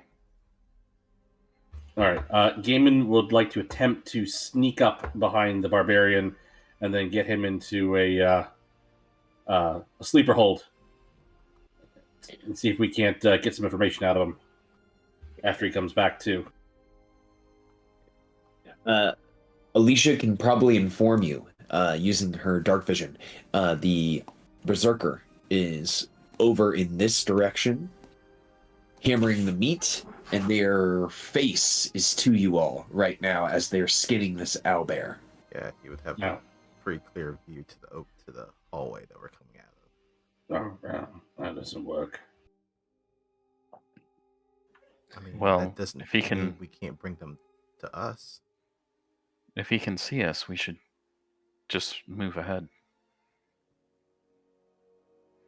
What do you mean move ahead?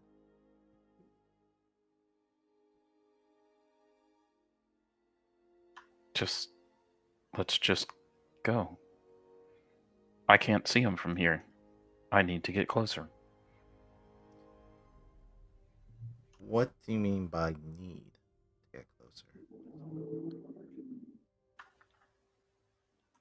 These barbarians want to eat me, so I'm going to kill them all. I need to get closer to do that.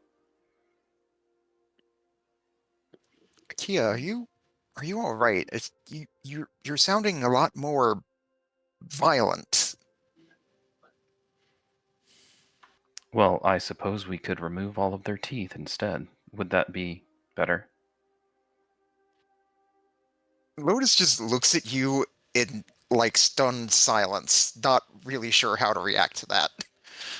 Well, I mean, they can always, break you down into puree, eat that without their teeth. Oh, So, okay. back to killing. Hold on a second.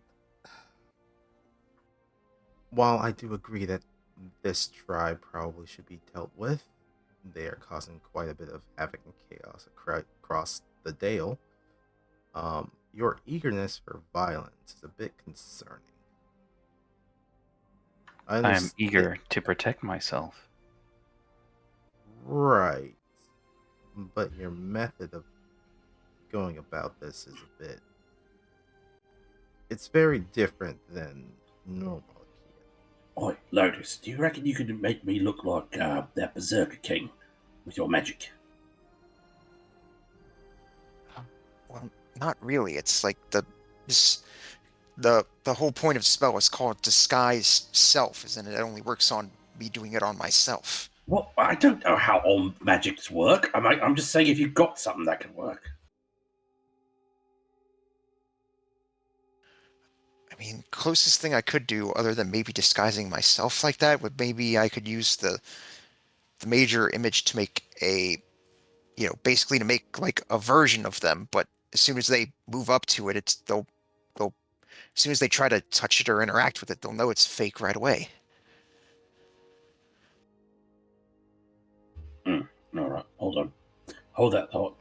Gaiman will turn to Alicia and Ikea and say, well, what if we make using major image, we'll make something that will just, prompt them to come over. I'm standing on the other side. I'll grab them, knock them out. Lotus will be like, yes, that could work. That could work. Works for me. Do you have something in mind that will... Well, I guess really anything that's in this cave that shouldn't be here should work. It'd be funny if we did an image of me and then I'm standing on the other side of it. I mean, sure, that's pretty. Although that might cause them to freak out and raise the alarm. Well, if it's something that would get their attention, maybe I could use the image of the the king. I mean, that's something that they'd want to, look into, and that wouldn't raise the alarm immediately. While they're talking, I cast Find Traps from the compass. Okay. Go ahead and pop that up. I have. Let me look at something real quick here. That is verbal and somatic. How are you getting over its verbal component? I'm talking out loud. Okay. As Ikea goes, finds traps. This guy looks up from what he's doing. And he goes, what's going on in there? Who just yelled something about trap Benesius? And he raises his chartolin flail and he begins to walk. Come. At hearing him approach, not knowing, but I imagine it's like crunch, crunch, crunch on the ground. Gaiman's like, well, fuck this. And he's like grabbing people and like pulling them back. Are you all going to try to like escape backwards out of this guy's view? Yeah. Why are we going backwards? Shut your fucking mouth. Be quiet. Just be quiet for 2 seconds.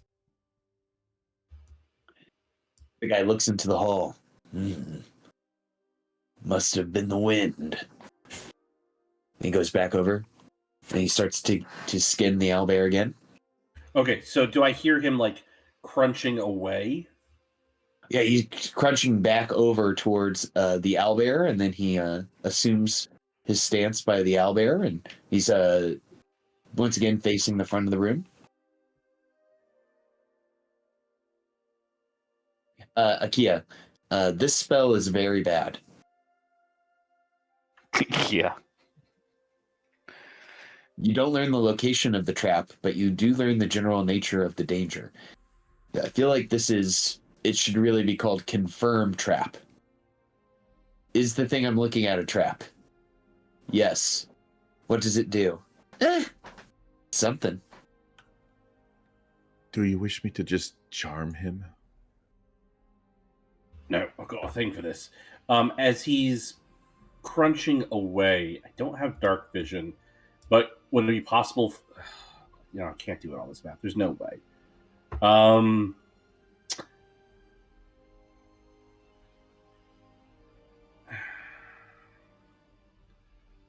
All right. I'm wearing a cloak. I will turn to Lotus. I will bring out Skofnung? Skofnang? What's the correct pronunciation of the sword I picked The up? King's Sword? Yeah, the King's Sword. I'll turn to Lotus. I'll say, can you cast light on this real quick? Yeah, sure. And I'll go ahead just touch the hilt of the sword, and I will go ahead and cast a light on it.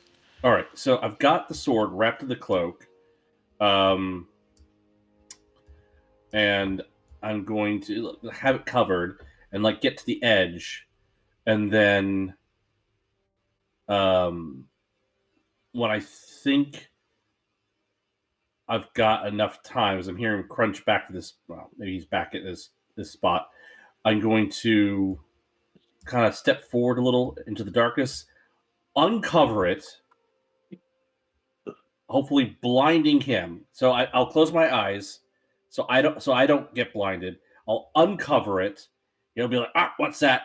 I open my eyes, and then I run up and I try and hit him and paralyze him. All right. Scoffman. Here's what's going to happen. So you jump around the corner, you shine the light in his eyes. We're going to roll initiative here, but Gaiman, you're going to have advantage on initiative to see if you are able to outmaneuver this Chartland Berserker in this confrontation here. Essentially, what you're trying to do is like a flashbang. Kind of, sort of. I want to take him, minimize Take him by surprise.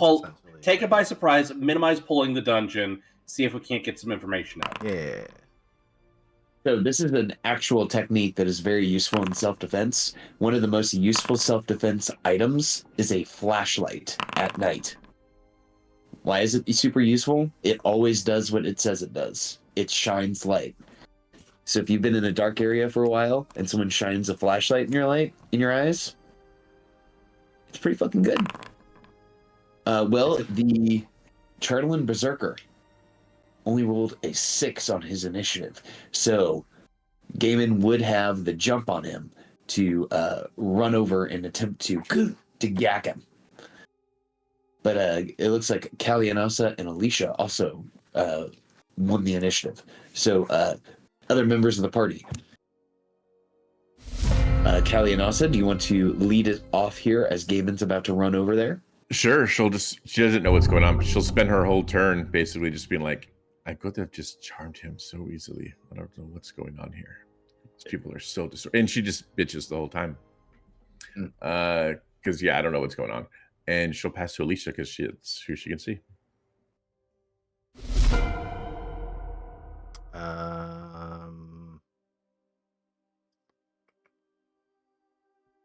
I'm honestly just gonna hold a conviction if there's any hostiles that get within range, and I'll pass it to Gaiman. Hey, Gaiman, your flashbang did work. You banged this guy, and now his eyes are trying to adjust to the light. Okay, am I right on top of him, or is he a ways away? He is over here by this skeleton. Oh, and did you need a light on your...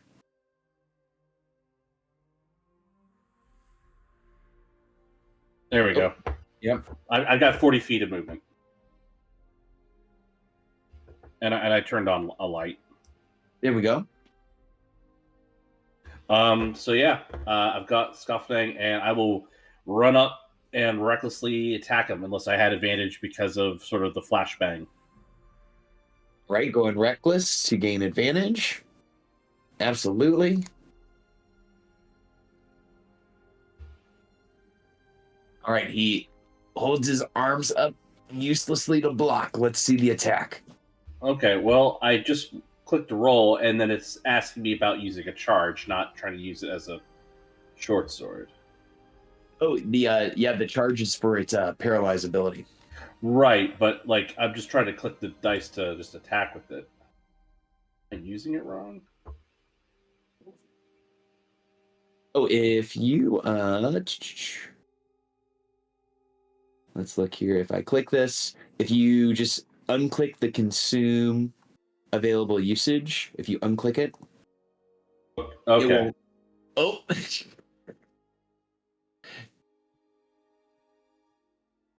Did I just straight up mark him? Well, so as you run up and hit, it does do a critical for, oh my gosh, for 26 damage. As this guy just gets hit for this, but you aren't trying to paralyze him. You're just trying to hit him. No, I was trying to paralyze him.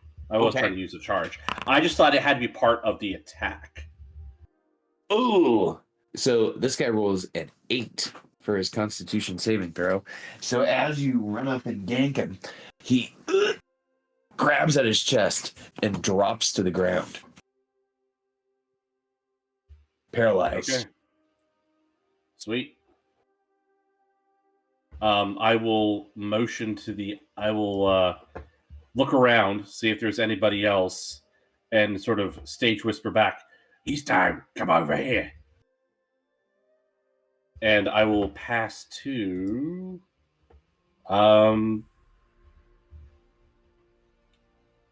Pass to Akia. And he is going to be paralyzed for 1 minute unless he makes a save at the end of his turn to not be paralyzed. So yeah, I passed to Akia.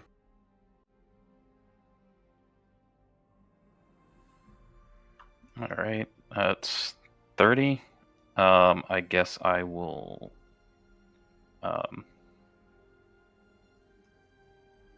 take a dash action to get over a little bit further.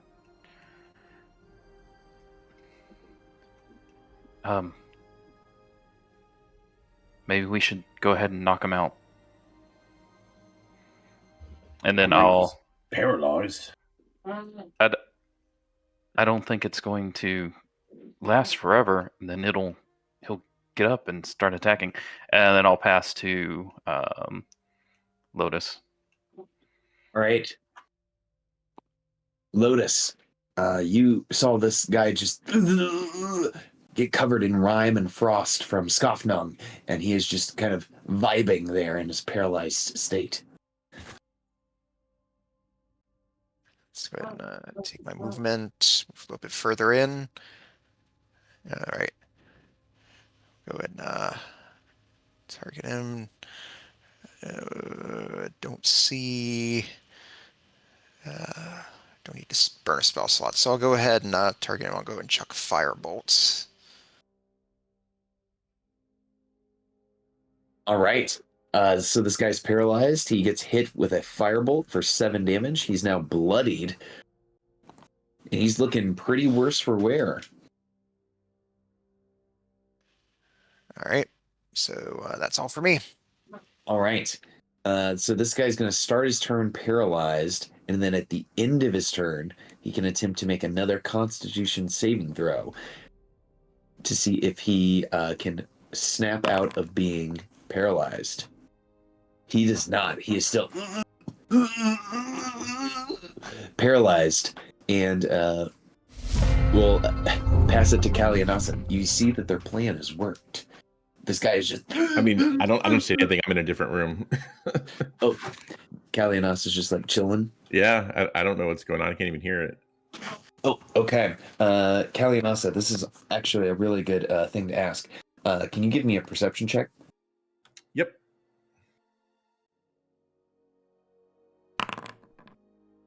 $17. You don't hear anything at all. Yep. Don't Then do she anything just at all. hangs out. I guess I'll dodge.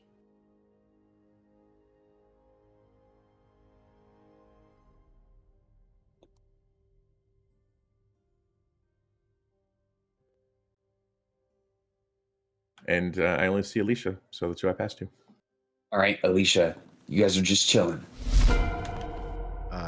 Yeah, I'll move forward a little bit.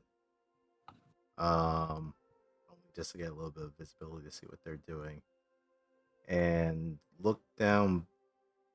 I know that they're doing this stuff over here. I just want to make sure that this area is not showing any activity. I'll just keep my eyes over there. And then yeah, same thing. Ready a conviction for hostile that gets in range. I'll pass it to I'll pass it to Gaiman. Gaiman's just gonna sigh and look around. It's like, really, if you're gonna knock someone out, you gotta conk them. You don't hit him with magic; that'll just kill him. And so Gaiman will non-lethally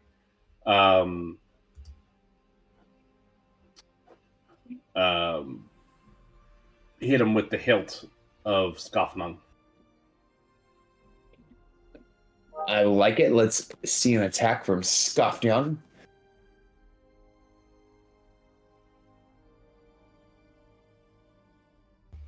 Ooh, and because you are within 5 feet, and he's paralyzed, this is a crit. He goes as he's paralyzed, and his brain is just getting rattled around in the cage. Are you still not going down? Jesus. And we're gonna try and bop him again. Try and knock him out non-lethally. Oh god, that's an actual crit. Yeah, you bonk him on the head. His eyes roll back into the back of his head, and he's not dead. He is just Concussed. unconscious. Oh, that answers that. Assuming we're nothing else is causing us to stay in initiative, Gaiman will just sort of turn to the others and just sort of gesture like, "See, that's how you do it." And those will just give you a silent thumbs up, still worried that we might get heard. So his body just kind of drops to the ground harmlessly, and the contingency of berserkers seems to be still chilling, some might say, over there in the back of the cave.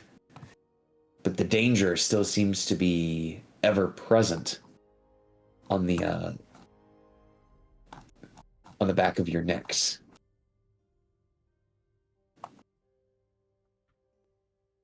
Interesting. I think he's saying we're still in initiative. Yes. I was picking that up. Gaiman will pass to Lotus at this point.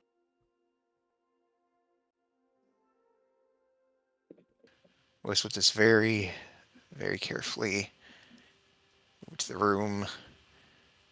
Then Gaiman be like, "All right, so he's out. What do we do now?" Time up, mate. I don't know. Get something under his nose to wake him up. Ask him questions.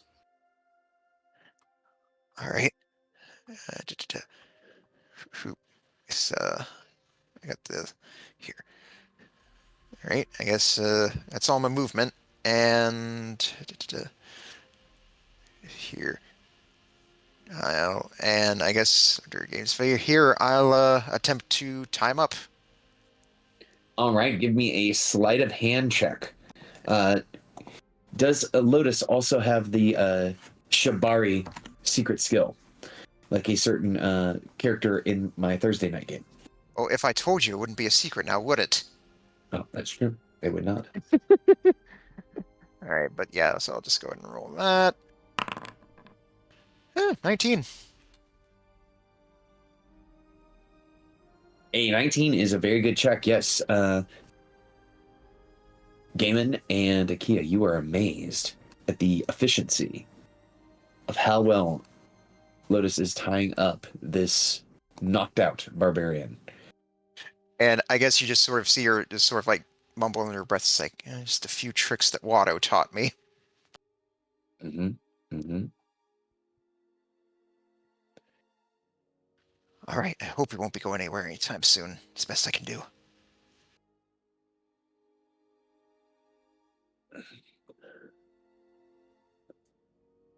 And I guess with that, I will then go ahead and pass to Akia. All right. I'm going to move quietly in this direction and hold an attack action if a hostile comes in range. And I guess that's the end of the round. So I'll pass to Alicia. So here's what happens. Kalianasa, your perception check did not reveal to you that there is something coming for you all.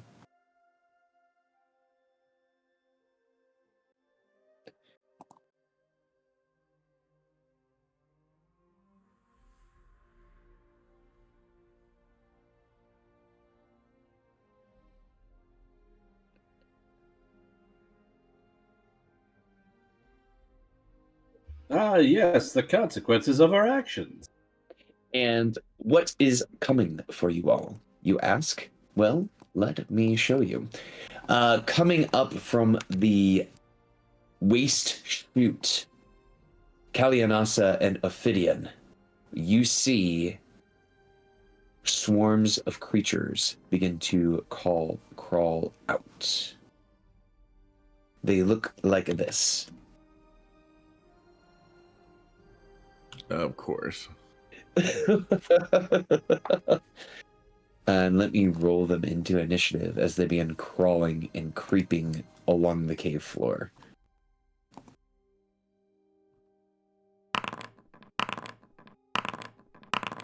Because we had Gaiman and Lotus already went. This guy we will remove because he's knocked unconscious, as these opportunistic predators feel that. Okay, so that's somehow they got a 40 initiative. Plus 21 to their initiative. I don't think that should have happened, but we will just ignore that for now because we're doing active initiative. Oh my gosh, that's kind of cray. Okay, the climactic cave scavenger begins to scurry its way towards Kalianasa and Ophidian. As it moves closer to you, Kalianasa, you can smell its grotesque breath and the smell of feces inside of its carapace.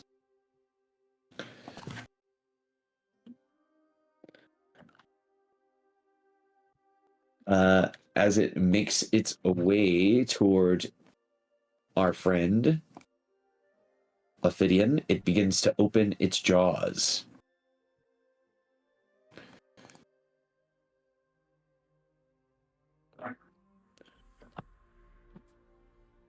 And it will attempt to leave a poisonous bite upon Ophidian. Let's see how it does.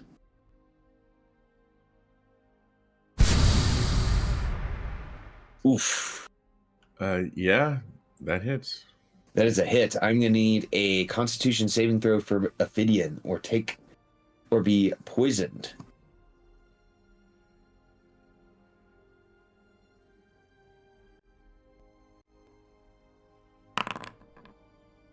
All right, Ophidian is not poisoned, but damaged. All right, the worn down cave scavenger is going to make its way towards Kalianasa. To be fair, I may have rolled a 17, but I do have 120 feet of dark vision. Like I can see all the way out to here. Like, would they really have been able to get here? You know what I mean? Well, you roll a 17. They beat your passive perception, so you would have missed them. Just like you would have missed bugs crawling crawling in the grass to come and get you. Okay. All right, he's coming for you. And if you were looking towards Alicia and paying attention to what they were doing, you wouldn't have been on your game. All right, it's going to bite you at you with disadvantage. 19 hits. 19 hits, and I'll need a Constitution saving throw. Oh, I'm immune to poison. Or Hey, no, move. resistant. Sorry. I have advantage on the save because of my nature.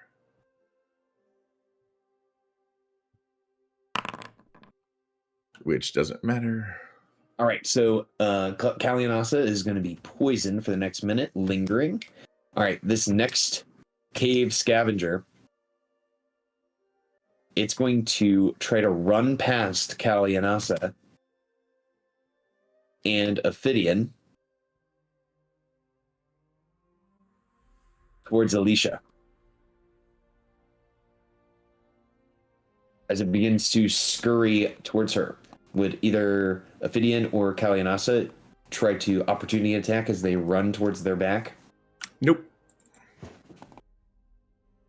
Alrighty. That took the creature's action. The reasonable one will go.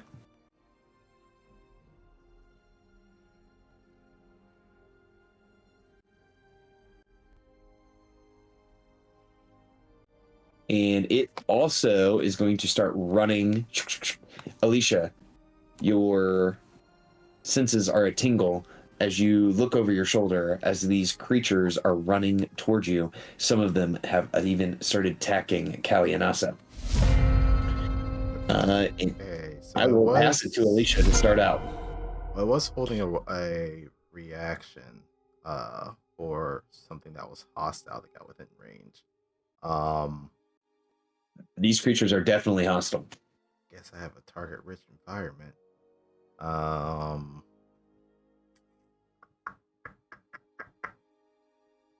I will prioritize player over summoned companion. Sorry.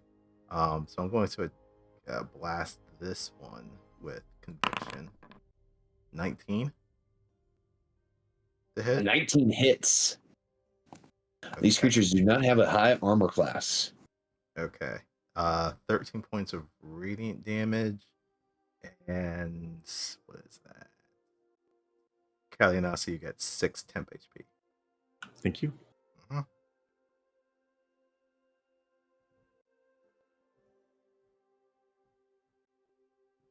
And then you said these things passed me, right? Correct. Okay. Well, guess we're going loud. Yeah,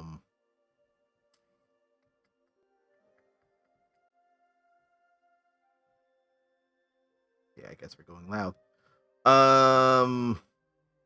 Alicia is going to cast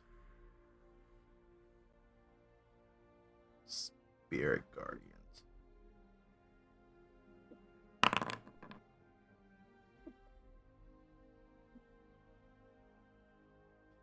So, little lights starts to swarm around Alicia. And at the start of these things turn, they're gonna have to start making some wisdom saves. And then bonus action. Yeah, I feel like this is this is all gonna go to shit real fast. I'll use my bonus action to do a weapon of fate to bring out a spiritual weapon, but I'm not going to swing with it. It's just gonna be there threatening. And that's it. I'll pass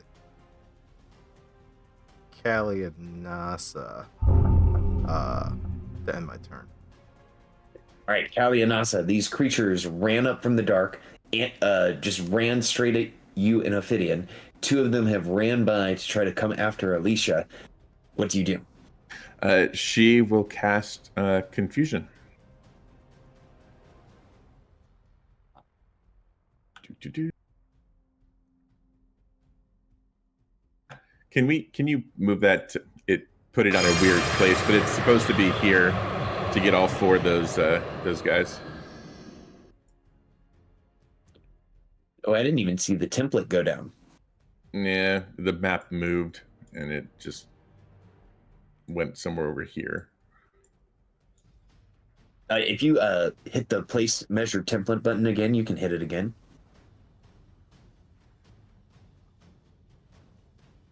Oh, wow. It's not. It's a interesting 10-foot radius is not what I thought it was going to be. All right, I'll get 3 of them then. Oh, here's an interesting point. What happens if you put yourself in the middle of a confusion sphere?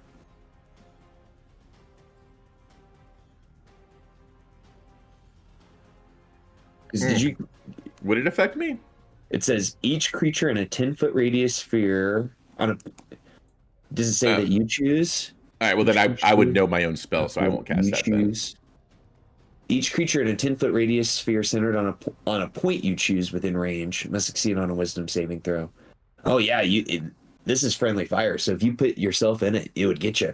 All right. Well, I would know that, so I'm not going to cast that then. Okay. In that case, she is going to. She and Ophidian both are going to go invisible then, and just peace out. Then she's like, "Fuck this shit," and I'm going to cast Hex, go unseen, and both she and Ophidian are invisible, and you can't do target opportunity against things you can't see. So then she is and he are going to move the F away.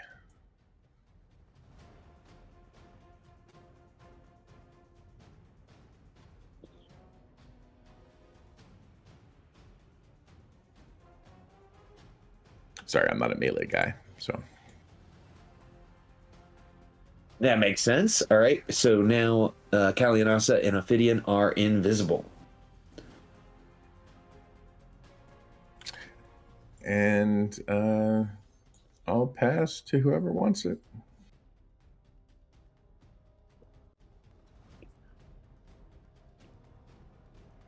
Okay, don't hear anything. I'll give it to Climatic Cave Scavenger right there.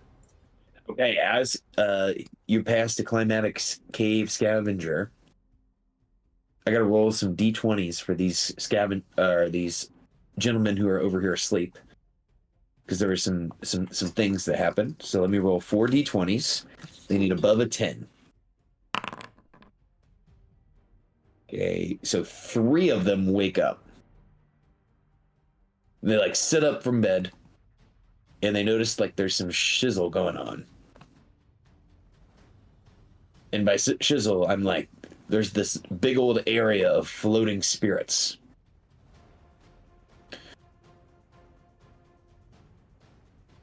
Okay, but we're passing it to Climactic. His target that he was chewing on has went invisible. So he turns, and he's going to run this way, chittering.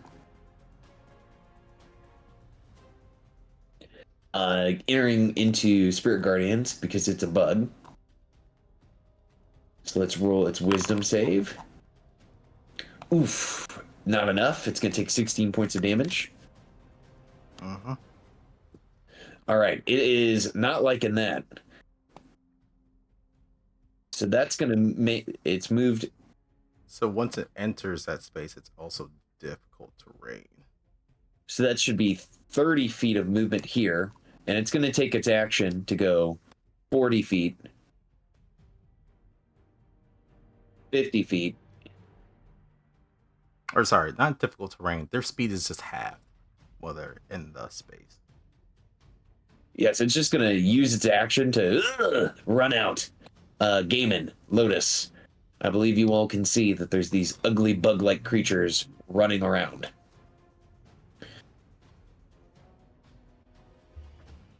So, they're coming up back the way we came. Yes, they Essentially. are.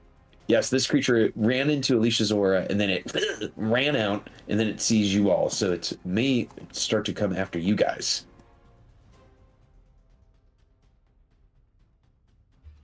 All right.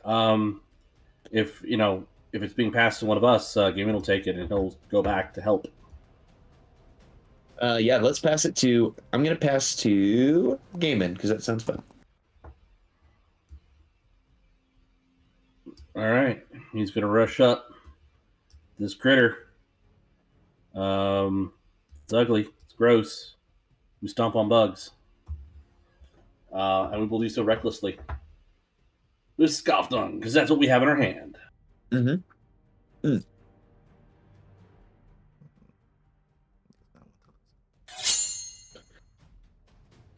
That is a hit for 16 points of damage. Extra attack.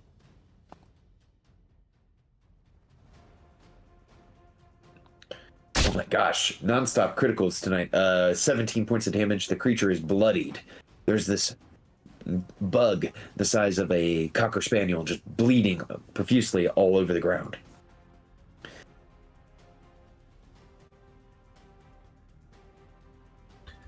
And I've got 5 feet of movement, so I'm going to move out of the way so like fire bolts and magic missiles can hit. Wait, no, that's me stepping away, so I'll actually step there.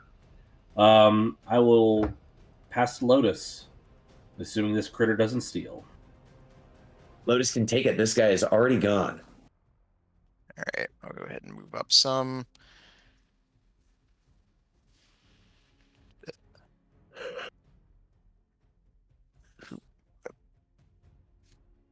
And 30, there we go. All right. Like I said, I can only really see the one that's like right in front of me here. That's all right. Go ahead and target it. Doop boop. And I'll go ahead and chuck fire bolts. All right, dirty 20 for 11 fire. Lotus, you have discovered these creatures are vulnerable to fire damage. Nice. All right. All right. That's all movement and like here. So, all right. Yep. So that'll be all for me. I'll go ahead and pass to Akia.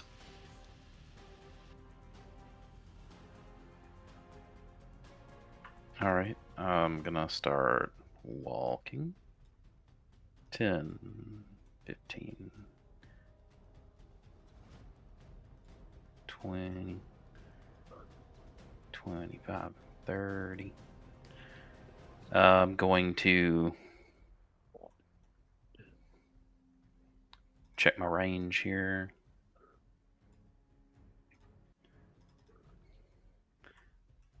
And I'm going to try and get this thing's attention.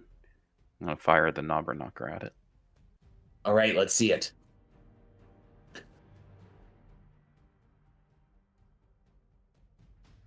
And 11 will miss. All right. That's my turn. Well, I guess I'll use my bonus action just to give him a quick scan. And then I will pass to an enemy. I guess I'll pass to the berserkers. All right, the berserker, uncritical. He wakes up and says, "The cave." And he takes his action to wake up Telephonic. So he wakes him up, shakes him awake, and then he stands up from bed using 15 feet of movement. He uses 15 feet of movement to go there. He is going to pass to Patterned. Once again, using 15 feet of movement to stand up. Uses 15 movement to go here. He will then use his action to run this way. for 15.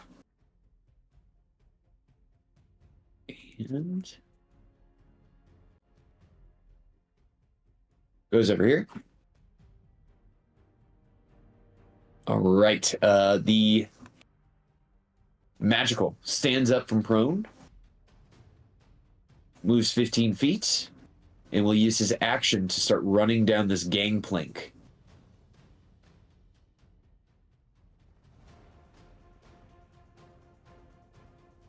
Stopping short of this magical orb that seems to be enveloping the room. All right, Telephonic will stand up, move 15 feet, then take his action to move another 30. All right, we are to the Scavengers. All right, it needs to make a wisdom save against Spirit Guardians. That passes. That's half, so 8 damage. 8. All right, it is not having a good time. So it is going to disengage and start shuffling this way. So that would be 10 feet, 15 feet to there, which I believe would use all of its movement and its action. A reasonable same deal here. Wisdom saving throw. Same deal. 8 radiant. Okay. Does not like that. It's going to... That's 20 feet of movement. 25. 30. It runs out here. Immediately sees Gaiman and Akia. And this giant, almost flea-like creature tries to bite into Gaiman's leg and misses. All right, worn down. Man, it's kind of having a bad time. It's just going to stay here and dodge as it's kind of figuring out what to do. And I guess I'll have it move to right here. All right, round 4. We will pass it to Lotus. Lotus, you see these creatures are starting to crawl about. All right. I'll go ahead and I don't like how close they're getting, so I'll just move pop back a little bit here. All right. I'll go ahead and target climactic here, and I will go ahead and spend a sorcery point. I'm going to go ahead and twin spell firebolt. First roll I'll do for climactic, which I'm targeting here. 11 for 13. So this creature has an armor class of higher than 11. All right, so that one will miss. But all right, and then the second target will be reasonable. All right, 26 for 19 fire. Wow. That instantly bloodies the creatures. They are vulnerable to fire. All right, still got some movement, so I'll just go ahead and back up just to here. And then I guess that would give the one I damaged the opportunity to steal. All right, reasonable. It tried to attack Gaiman last time. It's going to try to jump in and attack Akia. Akia, that's a 27 to hit for 10 damage, and I need a con save.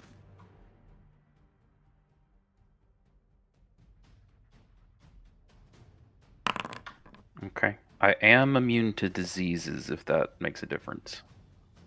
This one should... I misclicked. This should be the poisonous bite. So for this one, this is... if you fail, you'll be poisoned for 1 minute. Okay. I think I have advantage on that con save against poison. Yes, because you have the constructed resilience. Right. Okay, cool. So it bites Akia. Akia, would you like to steal? All right, and that's 10 damage. That is 10 damage. Sorry, still getting used to the new layout. I think this is the right button. Did that apply? Nope, that healed. Yeah, it's all the way to the right for the apply damage button. Okay, it just... Oh, it gave me overhealing. Oh, okay, I'll figure it. I should be at regular health, then minus 15. So I'll just set that manually.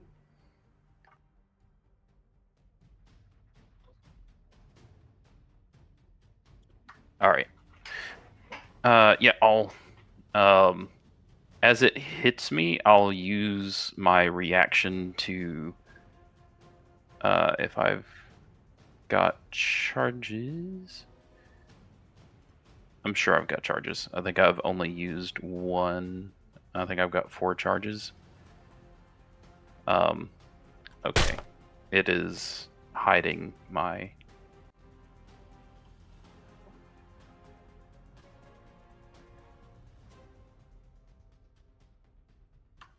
There we go. Okay.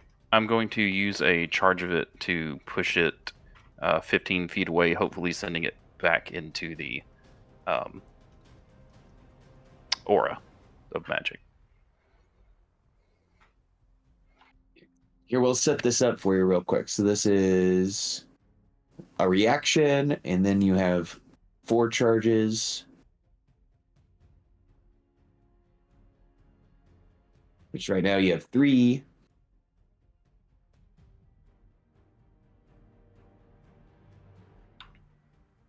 I think I've already used 1 today, so I should be down to 2.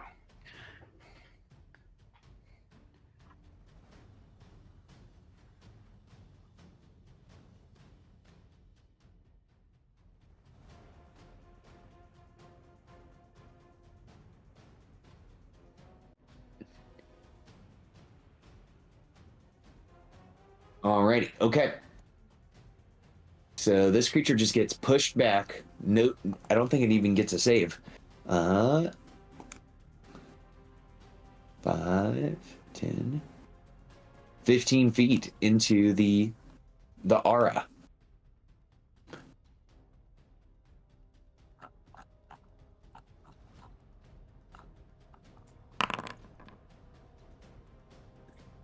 Needs to make a wisdom save.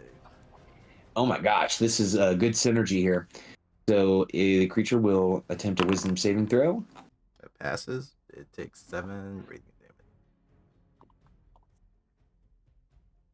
All right, and Akia, I believe it's still your turn. All right. I will move up and try to punch this one in front of Gaiman.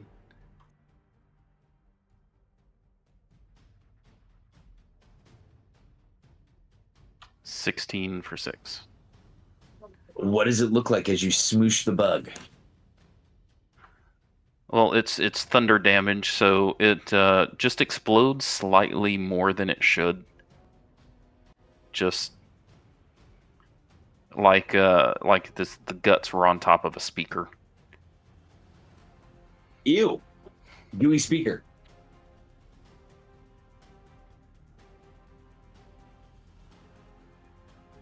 And then I will keep moving up. That's 10. And I guess I'll punch this one that I sent over to Alicia with my second attack.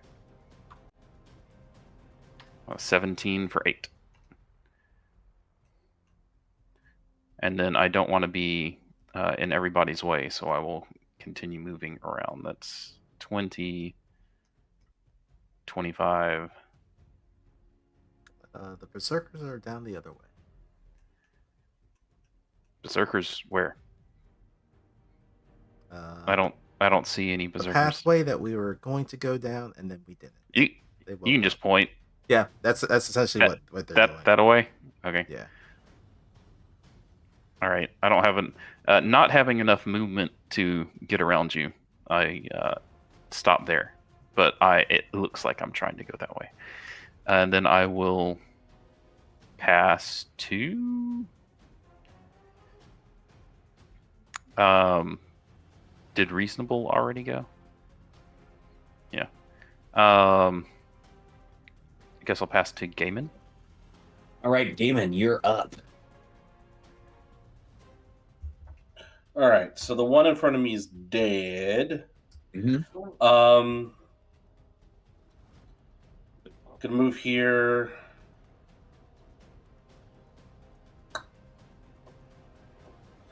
I guess I'm just gonna like try and drop kick this one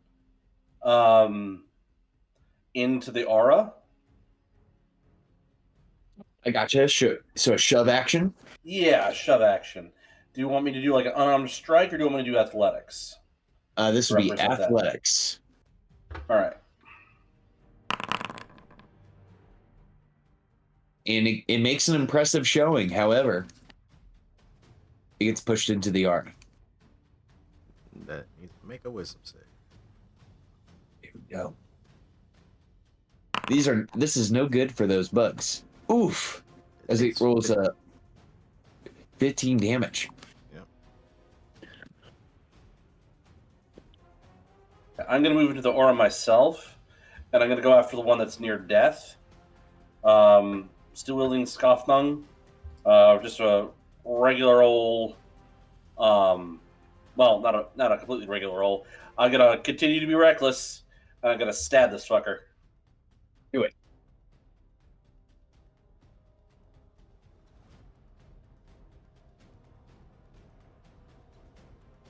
So 17 with a flank. Yes, these creatures have a much lower armor class than that, and that creature is destroyed.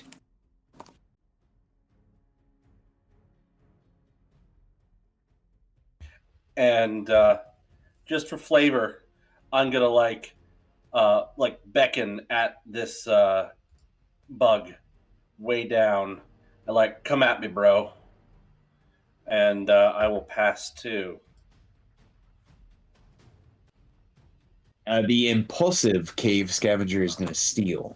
Okay, I was gonna pass to Kalidasa, but go for it, bro. It is going to. It's starting its turn in the bug zapper, so it needs to make a wisdom save. That's a fail. It That's fails. 15 points of radiant damage. It's not having fun in the bug zapper. It's gonna try to move out of the bug zapper. It's gonna run away from Gaiman, so Gaiman can make an opportunity attack. Oh, I'm definitely gonna make an opportunity attack.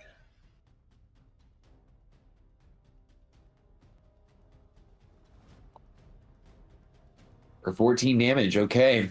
And let's see what happens here. 15. Oof, Lotus. I don't know how Lotus feels about bugs, but one is coming at her right now. Nope, don't like it. Kill it with fire. That's the And idea. You see the bug kind of running, and then it tries to jump onto Lotus's chest. Yep, that'll get me. You guys just hear Lotus go, as this bug is now on you, delivering bite after bite. I'm going to need a con save. Con save. All right.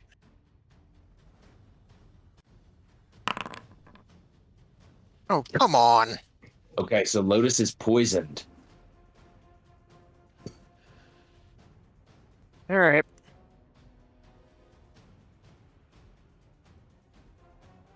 All right, with that, they're going to pass down to Worn Down, who's going to stop dodging. And, man, it really doesn't want to go in the zapper. But there's no other prey. So it's going to enter the zapper. Wisdom save. Wisdom save. That's a fail. 15 points. 15 damage. And it runs. Akia is the closest one. Akia, this bug runs at you and it attempts to bite you. That's 26 to hit for 19 damage, Akia. That definitely hits. I'd like to use my reaction for warding flare. All right, let me roll a d20 and see. Oof. So that would be its other die, which would be a 19.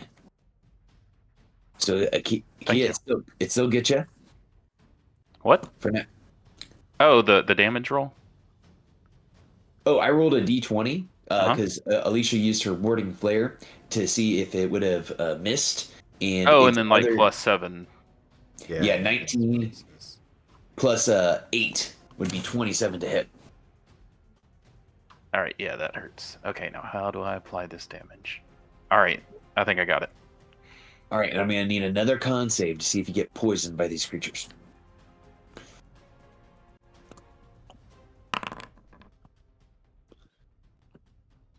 Okay, you're good. Okay, we will pass to. I would like to use my reaction to send it back 15 feet. Okay.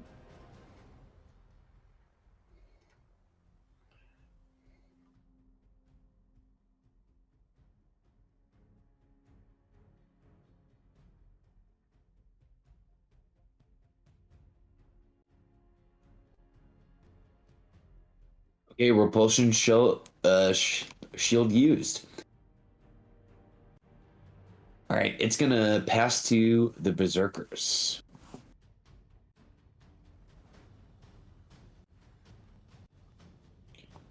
All right, this guy's gonna move 30 feet.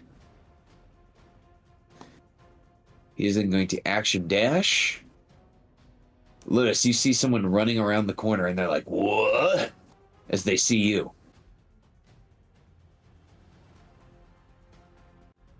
Ah, great. I got more of them coming.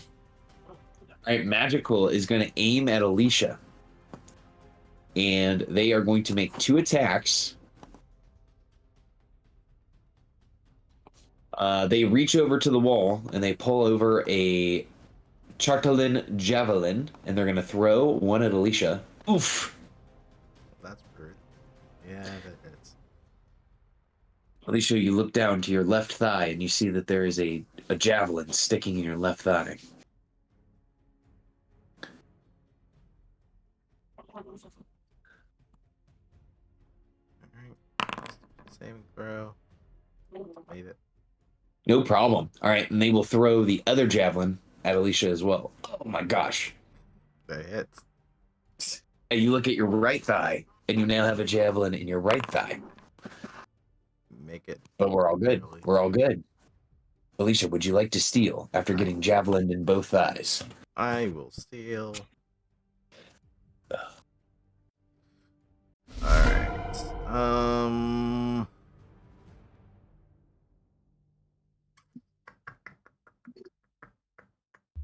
You know what the appropriate retort to this is when you cast a magical attack at them? Try this on for thighs! Zap! I walked into that one. Definitely walked into that one. Okay. So it was this. No, you stood still and it just came at your thighs. Yeah. It keeps growing. It keeps growing. This one was the one that hit me, right? The Correct. one that... The guy standing on the edge. All right, cool. Well, I don't have anything to push him off, which is unfortunate. I'm just gonna blast him with conviction. 16. 16 will hit this creature for 13 points of radiant. Okay. I will give 6 points of temp HP to Akia. Thank you. Mm-hmm. And then Thank you, boom. Pockets. Oh, I'll check that one out when I can. And then I'm gonna move over to here. And then send my spiritual weapon after this one.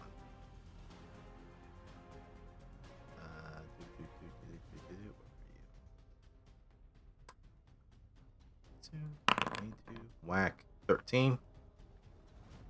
A 13 is indeed a... Well, that's a miss. Their AC is 14. Oh, fuck. Alright. I'm not gonna waste the thing for that. Alright, that's my turn. Okay. I will pass it to.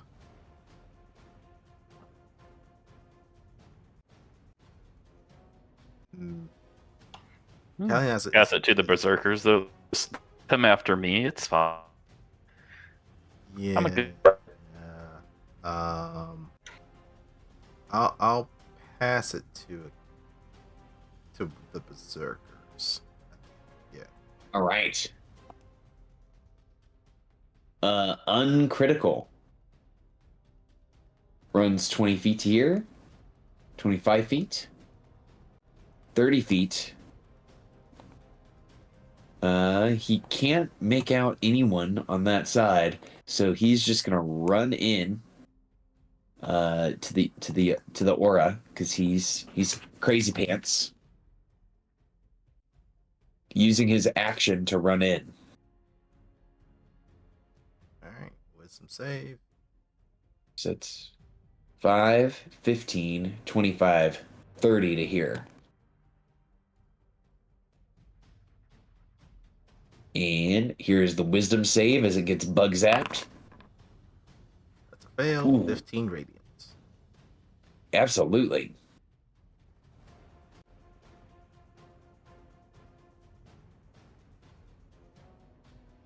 And that is all that guy can do is he just runs in, passes to patterned.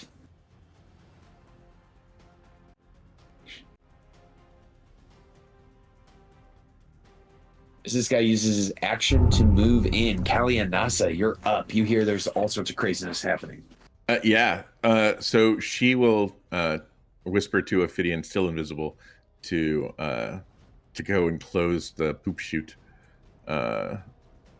So he will scooch over. Oh, she could have done it herself. And it will cast her Eldritch Orb through, or she'll cast her Eldritch Orb through Ophidian, which she can do as a witch with ranges other than touch, targeting the poop chute. Okay, hold on. I had to select me to do it. I assume a 12 will hit a very large, non-moving poop chute. Well, we'll hit a very large non-moving poop chute. And that is magic force damage if it collapses, hopefully. Yes, it starts to collapse. Okay. And because we cast a spell, we are now no longer invisible. Same for Ophidian, because I think it sounds to be the ability if one goes visible, they both do. So, and Ophidian will move 30 feet closer to the thingy. Doesn't have any ranged attacks otherwise. No, just a bite. And I guess his action, he will dodge, and Kalianasa will move behind him. And Kalianasa, you can give me if you are poisoned, you can give me a lingering save against it. Oh, sure. Another con save? Con save, and it's DC 13. Let me double check something. Sorry. Deathless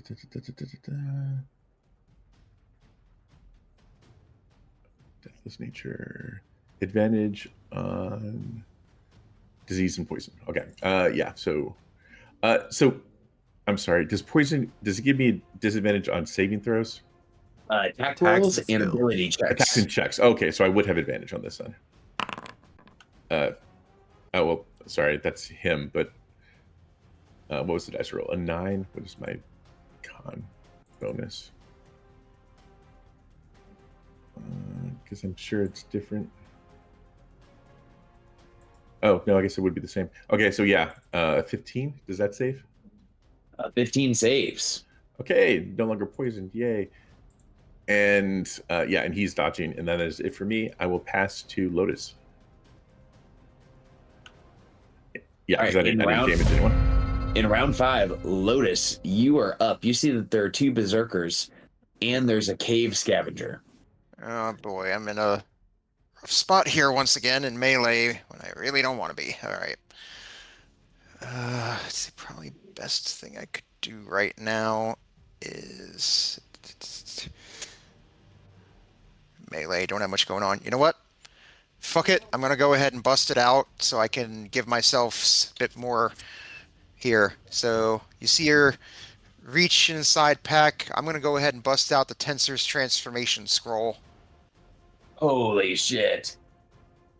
So it's like you see her pull it out, and as she gets a smirk as she reads the words on it, and you hear her say, "I hear the battle cry under the devil's sky." And it does this whole sort of like magical girl transformation. Where it's like her outfit changes. She's wearing like skirt with like, like the chest window on it, and the flavia mask turns black, and she gets these like hot topic like spike bracelets on, and her purple scales that were normally lighter have this sort of like gem-like sheen to them now. Holy crap. Now, let's see something here. Let's see if this is now officially supported. I was gonna go with the sailor gem dragon. I put this on your sheet real quick.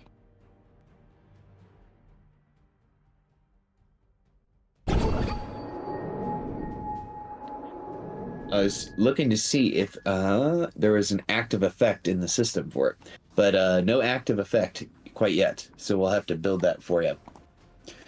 So now, yeah, your Bishonen transformation comes out.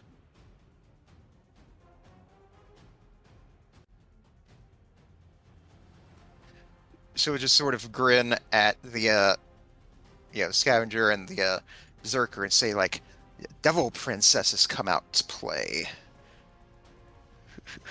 All right, so I'll go ahead and target the cave scavenger here. Okay, and I would assume that, I know it says advantage, but I would imagine that probably in this case this means that with the poison just cancels out to a straight roll. Correct. All right, so I'll go ahead, first attack against the scavenger. Oh, the one Do- problem is that it's an action to cast that spell. Oh, right. And you use if you have any sorcery points left, I guess that could let you bonus action cast it. Yeah. All right, I'll go ahead and burn a sorcery point for that. Boom. Okay, I guess you would still have your action. All right, cool. So, yep, first attack, 17 against it for 6 slashing with the dagger. And then plus 2d12. And What's if the that kicker? hits, It it does does 2d12. Another 6 on top there. It's looking pretty injured. All right, so I'll go ahead and do another one. Do only 11 this time. The 11 will miss the cave scavenger. Well, you have advantage. Oh wait, but disadvantage. Great. Yeah, so it's straight roll because of the poison. All right. So action, bonus action. All right, so that's my whole action economy. I'll go ahead and roll the con save, try to clear the poison. You have proficiency in it if you didn't before. I did Just as here. sorcerer. As sorcery, I do have it. But I've only got 12. But yeah, will not succeed at a cost there. I have enough here, so I did attack it, so that would give it the chance to steal. The cave scavenger, impulsive. All right, it's going to roll a d2 because it might attack the Chardolin Berserker. So on a 1, it attacks the Berserker. On a 2, it attacks Lotus. All right, it's going to attack Lotus. Here we go with a poisonous bite.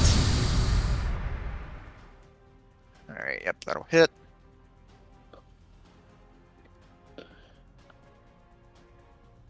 Did you give yourself your 50 temp HP? Yes, I did. Salary.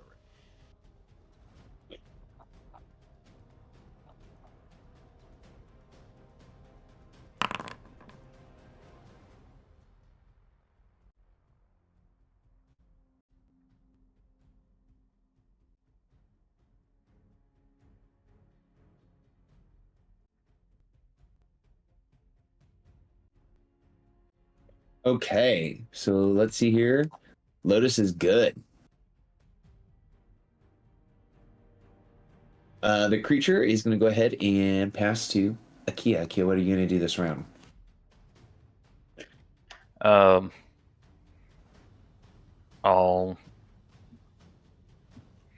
say to Gaiman, I think Lotus is in trouble. I'll hold the line here.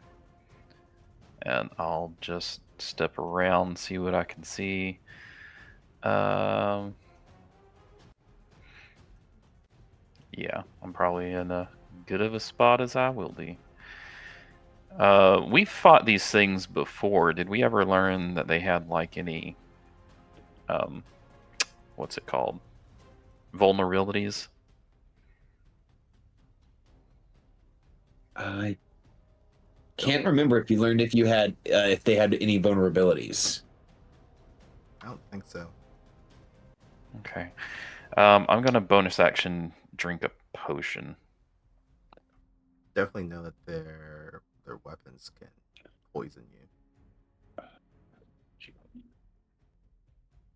Like good condition poison.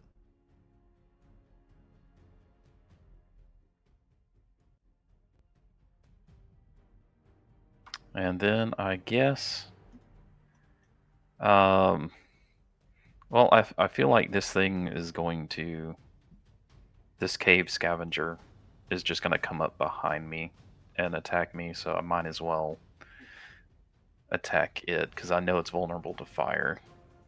Well, it might just jump out of the way. No, I'm just going to punch this guy. Sometimes just punching is best.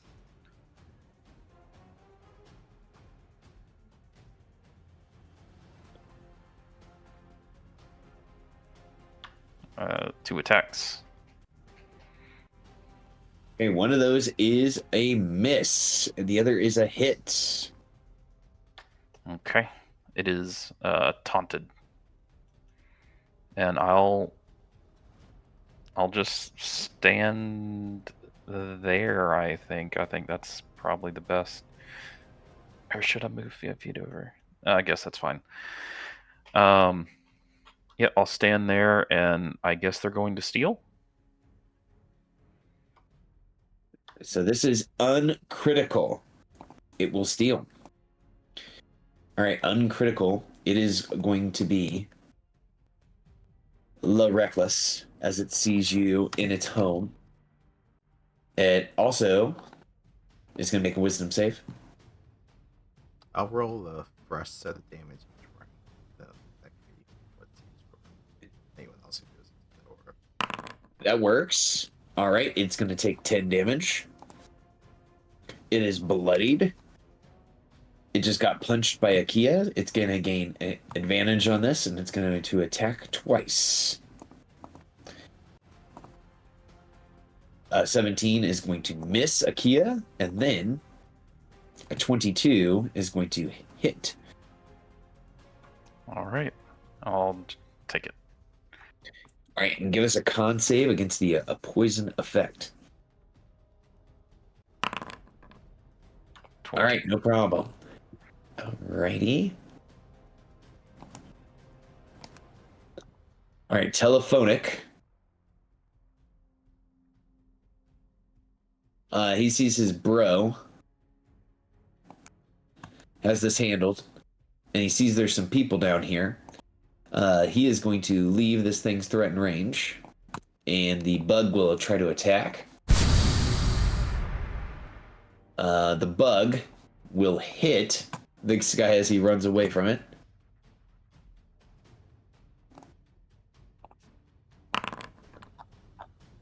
All right.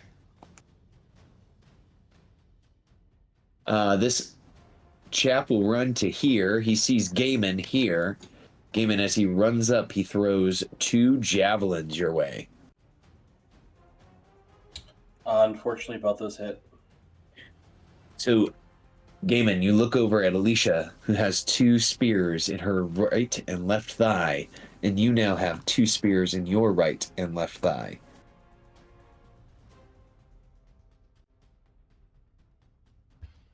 I would like to free action flex my thighs and force them out. Just Absolutely. using your quads, you're able to fight those out.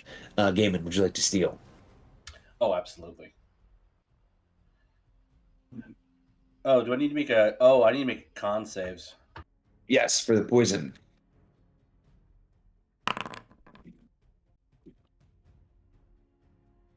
All right, and then another one.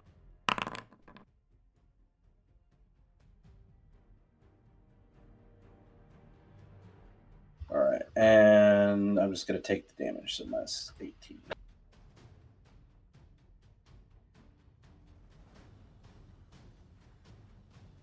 All right, Gaiman, you are not poisoned, and you are ready. All right, let's do this. This feels very like hallway scene in Daredevil, kind of, with as many bad guys are in here clustered together. All right, I'm going to recklessly attack this motherfucker.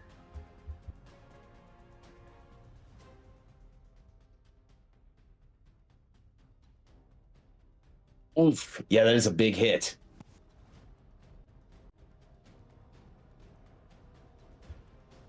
All right, and you know what? All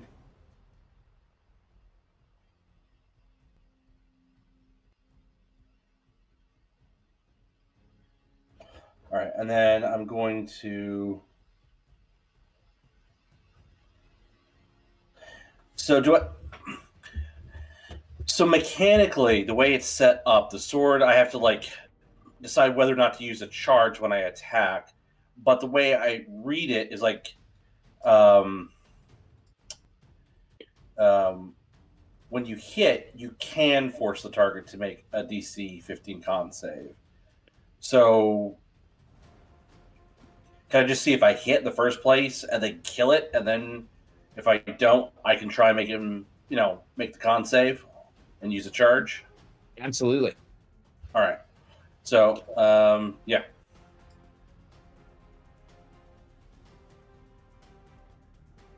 All right. 27 for 13.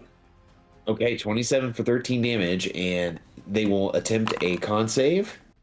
They fail. Cool. They have pretty good con, and they have not been making these saves, y'all, and they are paralyzed. All right.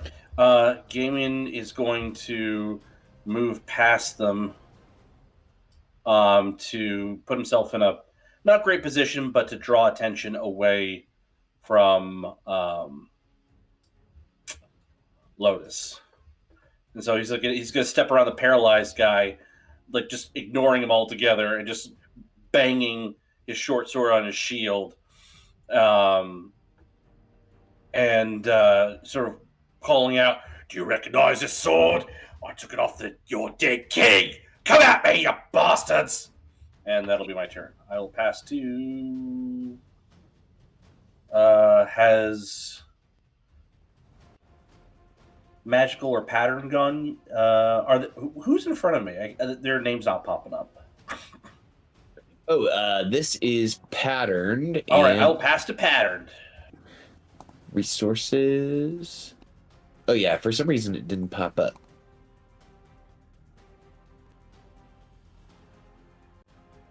All right, here we go. Patterned is up. Pattern is seeing that you stole the king's sword. That's not cool. He is going to attempt to make 2 attacks against Gaiman with his flail and his flail. Boom, Yeah, those will hit. All right. I'll let the first one hit, and then I'm going to Stone's Endurance, the last one. Sure.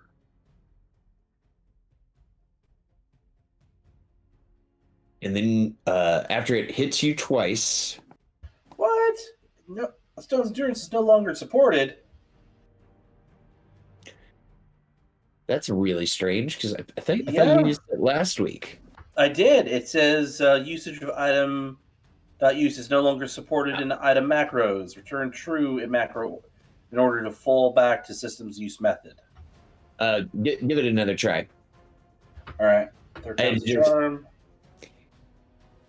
I have to go in and I have to reformat all of the item macros, which that one I made do a thing. All right, so reduce it by 9, so I take a total of 10 damage. There we go. All right, so it attacks Gaiman twice, and then Kalyanasa, you're going to be the last actor of the night. What do you do? Oh, okay. So she will have Ophidian go first, who will move up and attack Worn Down with his bite. 15 for 7. That hits the creature. Okay, and then Kalyanasa is still alive. That's unfortunate. She is going to target barely injured, way back there, and cast Eldritch Orb at him. Once I select the right character. 13? A 13 is pretty close to hitting this creature. 10 damage isn't all that great though to risk it. I'm gonna end the session on a miss. All right, ended it on a miss. Then Kalyanasa, who would you pass to? Normally I would pass to Alicia, but I think I'm going to, unless Warren steals, I would pass to Magical, just so we would have control in the beginning of the next round. All right, so Magical Chardalyn Berserker will start us off next time.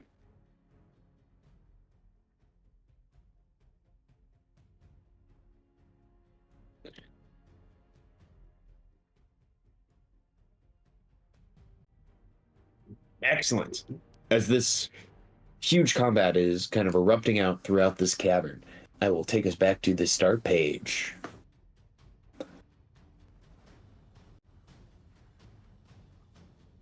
Excellent. All right, everybody.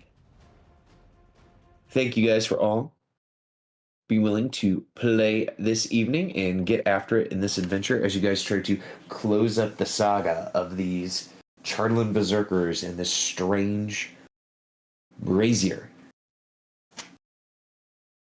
that they have been using to fight immortally.